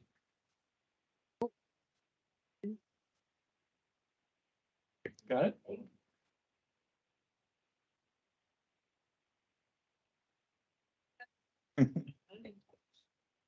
Real quick, before Rick started, we were counting paper clips, now we're counting, ton of, asphalt, tons of asphalt. So he's got a full, people are worried about coming to work. Now we're promoting internal people that have been here to make the city grow. So we've got a long way. And it's been an honor and pleasure to work with this man. And we're just so thankful to, Rick, with the help of the council, to guide him in a direction, was able to do what he needed to do to make this city strong. And, we started with a budget that was minimal to a budget that allows us to pave streets every year. I mean, that's stuff that wasn't done in the past. So we're very thankful to be able to do that. He's a very humble man and he won't say a bunch of the stuff, but go give him a hug next time you see him and thank him when you see him in the streets, because he's gonna be around. He's not going, maybe not during the summer, but in the winter. So, right. Number. City attorney report. That's a tough act to follow. Yeah. Yes, it is.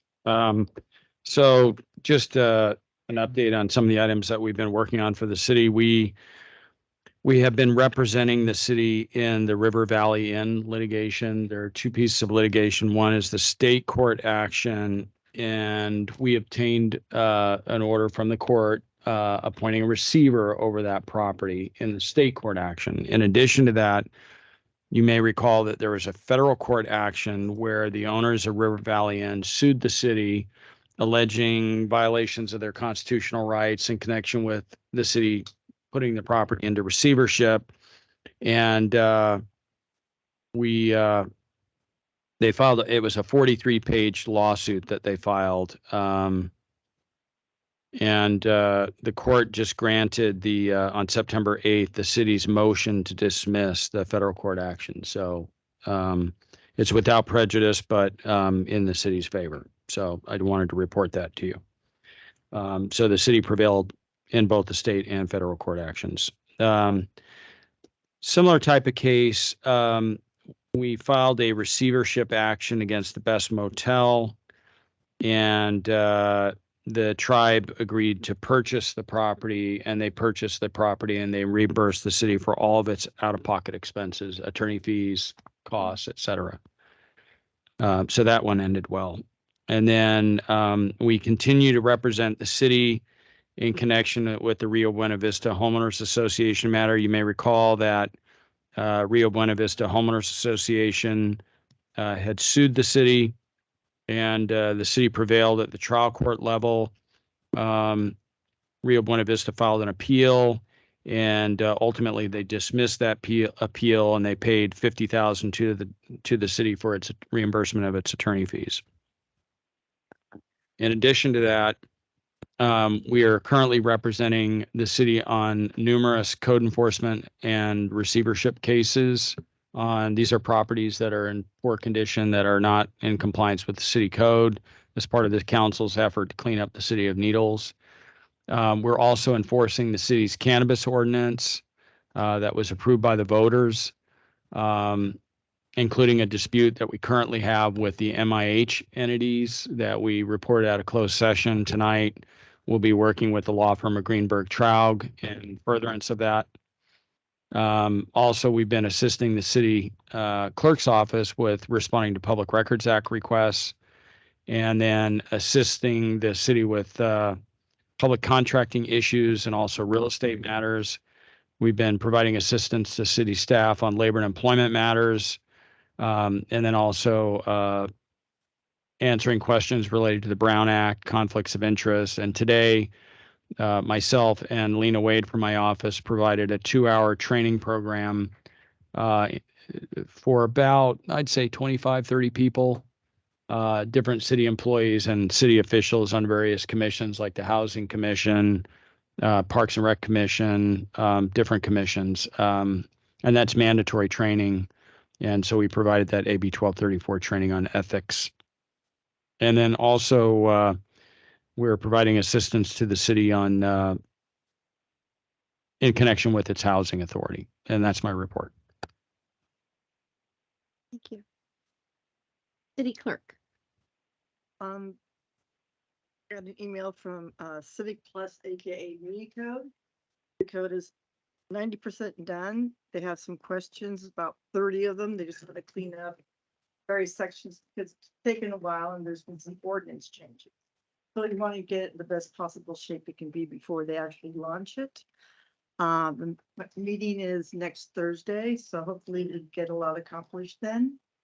The conflict of interest session today was very helpful. I was happy with the turnout, but I will be going through those that have not taken it and notify them that it's mandatory, and try and hopefully they will move forward and get their training.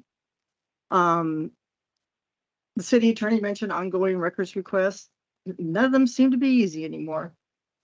The vault's totally moved from here. It's an empty room. And it's up at City Hall. So now we just have to organize it because it got a little disorganized, but there's a lot of house cleaning that still needs to be done up there.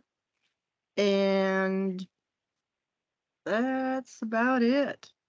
Okay. Thank you. City Manager. Yes, the L Street booster station is completed. We're doing shakedown now on the startup. Lily Hill booster station should be completed within the next week. By the end of the month. By the end of the month. The water treatment plant, construction continues. John talked about the ethics training.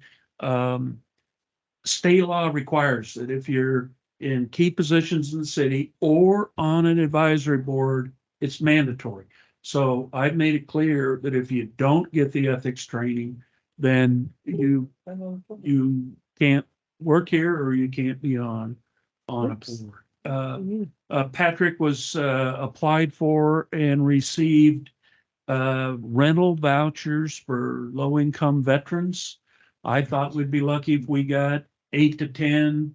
The Veterans Administration's awarded the City Housing Authority 30. Nice. So we will be able to help low-income veterans with their rent. There's an event in Bullhead City at the community park. Counselors Belt, Longacre and Campbell. Long break. Long break, I'm sorry. The other guy that was there. They- It'll be they the will last time. be- they will be, representing the city there. Yes. We've had a citizen volunteer to put up a plaque at Nikki Bunch Field that recognizes the honor bestowed to that person and why. Patrick continues to work on the UTV ordinance, and that is off-highway vehicles being able to drive on city streets only when headed to a trailhead. We have issued the building permit for the 18-room expansion to the Hampton Inn. So you can expect to see construction anytime. And we've also received the new plans for the new hotel to be built on Broadway. And it is a 3-story Hilton Home to Suites, 90 rooms. Probably I'm gonna estimate 13.5, $14 million investment. Yep. Patrick and I continue to work with Lyle Stromberg, and you can expect to see 2 model homes being built on Clary, south of between the apartment building and the rodeo grounds. We were all prepared for Hurricane Hilary. We had over 200 sandbags that were filled and made available and people picked up. We had staff people that canceled vacations and time off and weekends at home. It didn't happen here. And I'm thankful for that, but my heart goes out to those people that had to deal with it. I saw pictures of people in Palm Desert with water up to their waist. There's also the chamber is hosting a paranormal investigation of the El Garces. Yes. Basically call them ghost hunters. I don't know what they're gonna find. But let me just conclude with this. This is, at best I can figure out, the 232nd time that I've sat in front of this council and councils going back 10 years. I've never been so proud of a job as I am of being the Needles City Manager. Thank you for your tolerance, for your patience. This city is, and really my thanks go to the people, good and decent people in this city, for electing mature adults who behave well in public. While that doesn't sound like much, you wouldn't believe some of the folks that I've worked with. I congratulate each and every one of you for constantly thinking about what's in the best interest of people in this city. How do we meet their need? How do we get done? How do we improve their lives? And I tell you what, the new management team of Patrick and tomorrow Rainey are going to serve you well. So with that, I bid adieu. But I will be at work until the 6th of October, and I hope anybody who's in the neighborhood will come to the Elks Club for a little bit of celebration. Yes. So thank you. Thank you. Thank you. Something for Campbell. She's like, no, not yet.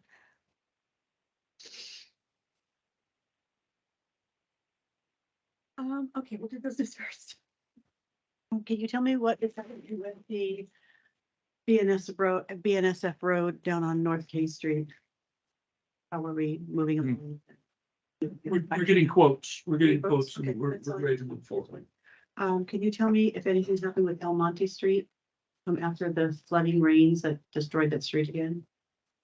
Oh, I'll have it. Okay, no worries. It's gonna keep on my notes so I can tell what I found out.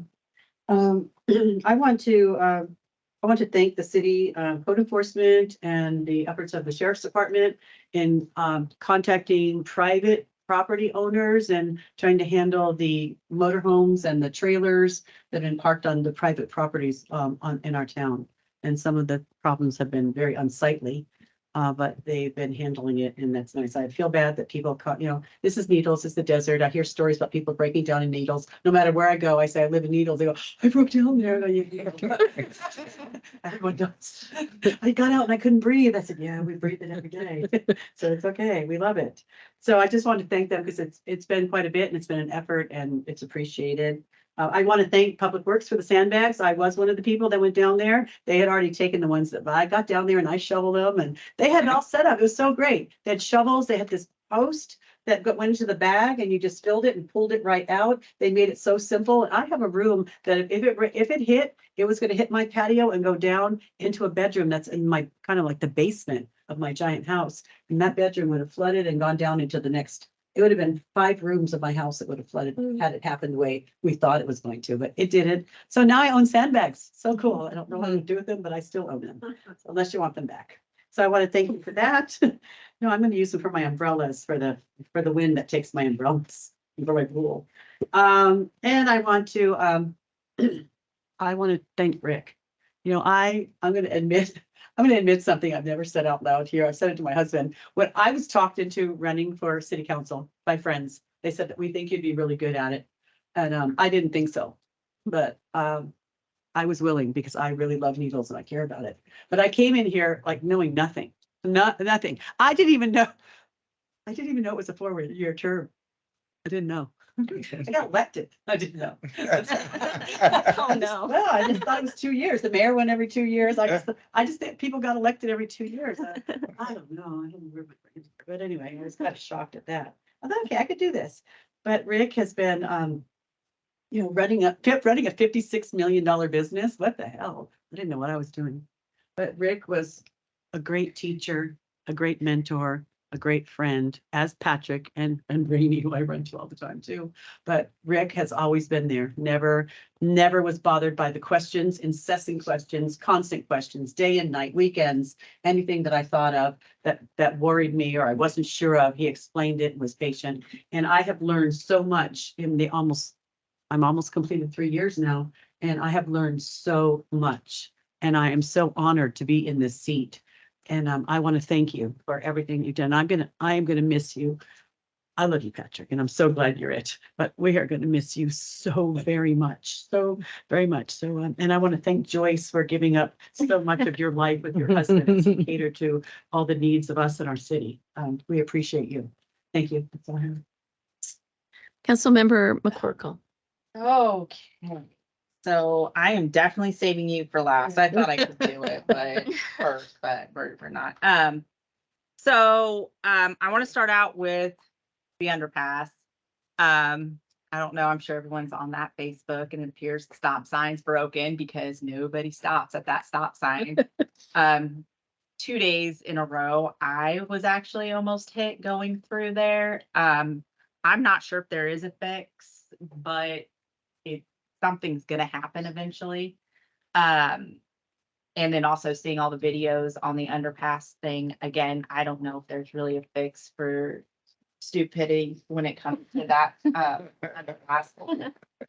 Also, there was 2 gentlemen that had asked me if maybe I know that Rhea brought up, Mr. Teal brought up about doing a detour sign before we get there for large trucks. We're not able to do that. If there's a way, because watching those videos, I'm noticing there's a lot of trailers and larger RVs that are turning around in the very beginning dirt part of that lot to where people coming through aren't going to be able to see them. That's going to cause a wreck.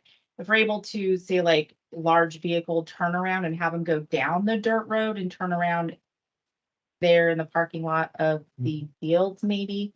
I'm not really sure what the solution is, but seems like it's more of a problem now that it's open than what it was before. Okay, got that.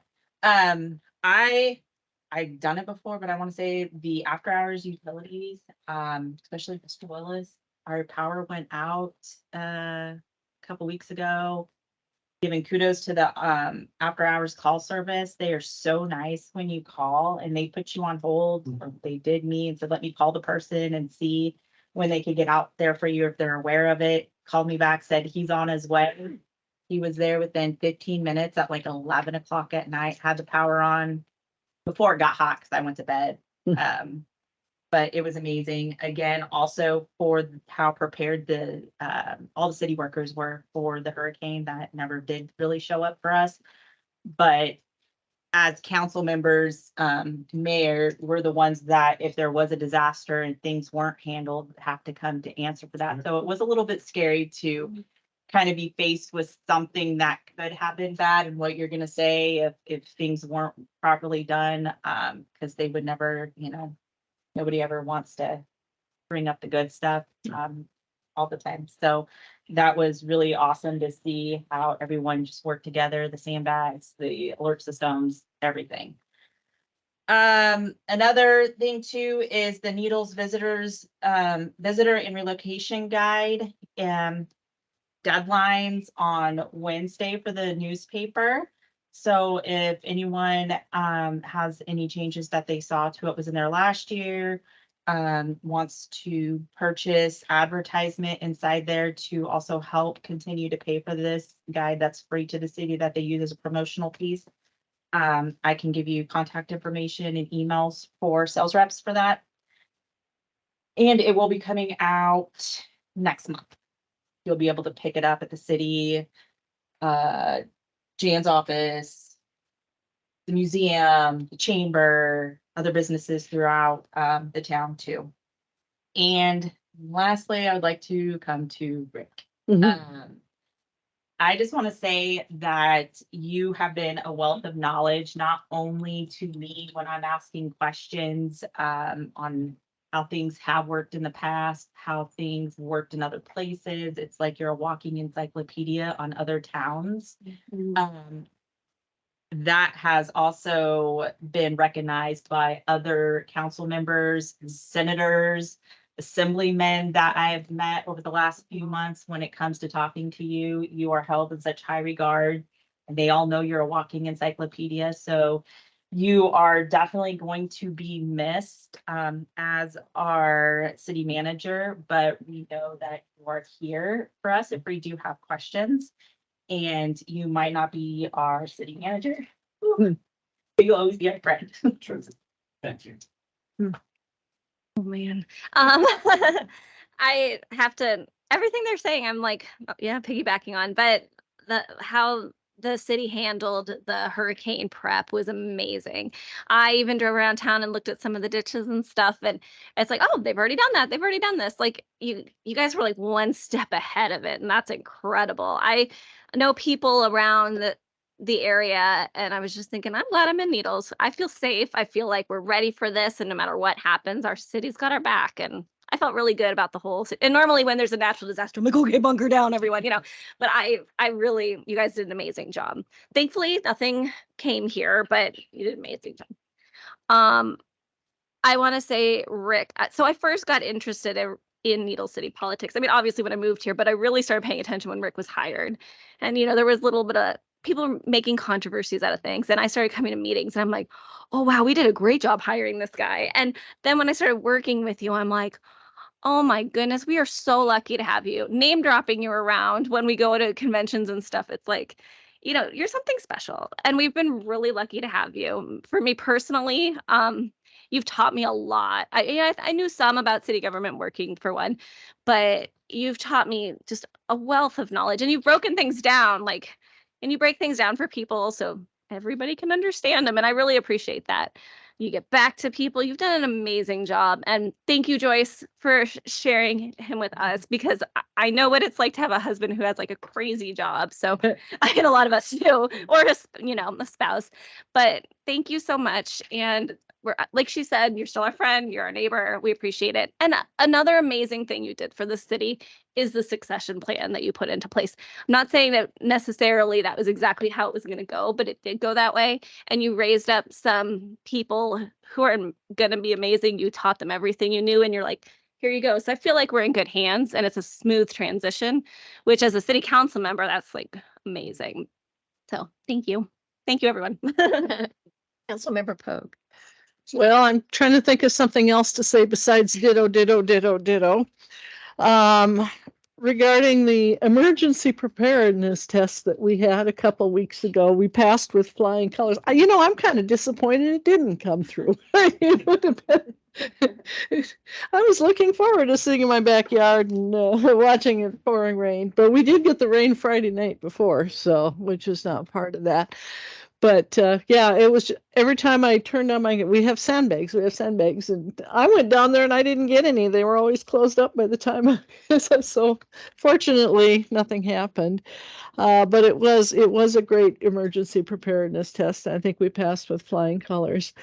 And Rick, I'm kind of on the baby of the team, having been here on the council less than a year, and I just met you a year ago when I was debating whether to throw my hat into the ring, and you were just so encouraging, and you were every time if I had to answer, I had a question, I'd call you about something or other, and you always followed through. And I'm constantly, when somebody has a beef, you need to call Rick. I mean, he'll help you out, Rick Daniels. So I don't know how many people that I've sent your way, and if you couldn't answer, you'd figure out a way to get an answer. And for the short time that I've worked with you, I really enjoyed our working relations and seeing you at funerals. It seems like every time there's a, but yeah, best of luck to you, and I'm sure I'll see you out and about in the winter.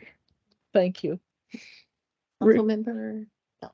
I got to go to the annual board of directors meeting for JPIA back in July.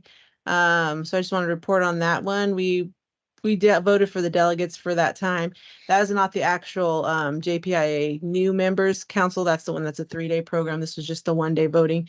So it was nice to just go put our name out there again to be a part and talk up to everybody. Usually the same people that show up to most things are going. And again, Needles is definitely on the map. People understand where we are. They understand the things that we're doing. So it's nice to get out there and just continue to show up for all these events so that they know we are an active member of our community and our state. Second thing, I got to participate yesterday and learn the beat. It's a teaching 8th graders hands-only CPR. We were able to partner with the sheriff, CHP, and the fire department came out along with Bullhead City's fire department, their police, Mojave Valleys, and Fort Mojave. So we got to teach about 800 8th graders yesterday, hands-only CPR. We it's very nice. It's nice to have this this rapport with the school and with the tri-state area to try to get just as many community events as we can be a part of. With that saying, also, I'm having a dyslexia awareness. My 2nd annual golf tournament is October 14th. So it'll be at our River's Edge Golf Course. If anybody's interested, wants to help, wants to play, wants to donate for a hole. Again, dyslexia is a specific learning disability. Our goal will be to give all of our money will go for scholarships for a child with an IEP and or that wants to go to a trade school. Usually those are not the most common recipients of scholarships. So I really enjoy, last year we were able to give out $1,000 to $500 scholarships. So all our proceeds will go to a scholarship. With that also, I joined the MAPT group, which is the Mojave's Area Partnership Promoting Educated Decisions. That's Bullhead PD puts it on. They're glad to have, I'm wearing different hats from work, WRMC, and Needles Council to just get educated about all the resources that we have available in our area. We have lots of resources, and most of them are very much willing to be a part of Needles, and actually already are on the back side that we're not. I mean, I was not aware of how much they do for our town. That with this weekend, they're having the recovery in the park. It'll be from a Saturday from 11 to 2, 11 to 1, actually. So we're Ellen and I are going to go set a table up for the City of Needles and my golf tournament, and then also for WRMC. So we can just put our name out there to continue that we want to be a good partner in the city, in the tri-state area. Also, another Rick's host are awarding the Community Achievement Award. That's a Laughlin Chamber of Commerce. They're reaching out to us. I mean, as much as we have been able to reach out to the tri-state area to explain Needles is here. We want to be a part of all area and all events that happen in this area. So Rick's going to be a voting member for that award. That will be in November for the November 4th, I think, is the dinner at the Edgewater for the Community Achievement Award. Another great event that the Chamber of Commerce puts on. I got to attend the chamber mixer with Wayne was there also representing the city chamber here. Just anything and everything to put our name in the city of Needles. We're here to stay. These great things that are out there. I'd like to get the Christmas party on the books. I know that first Friday in December, I think is like the 1st or the 2nd. And I'd like to see if we can get an ad hoc committee because Ellen and I did it last 2 years, and it's a lot of work. So if we could get at least 3 of us, I mean, I don't know how many we can have, 3, right? For a committee to get these things finalized, it'd be great to get that situated because it's a great event to put on for the city employees, but it's a lot of work. So if we could get a group, another person at least that would be willing to help, that would be amazing. And then if everybody would be willing to show up that night and to help with that event.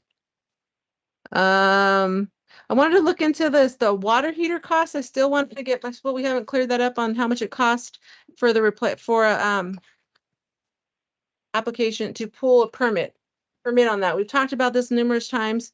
I still want to get why that cost is quadrupled or whatnot, so we can discuss these permits to make sure that we are appropriate. And Rick, I mean, that's it for my needs. I've been almost 8 years on council. It's been a great learning curve. Also, you've seen my kids since they were 2. They started when I started on council. So they've come to know, they know council, they know the city, they know things that through coming in Rick's office, and he'll talk to them about the events that happen throughout the community just as well. So, I mean, it's not just a city council, but it's a family affair. I mean, the city takes pride in everybody and their families, and it's really proud to be a part of this community and a part of this council and having Rick on there, and glad to see Patrick joining in, taking over. But it's been a pleasure, Rick, and definitely be missed.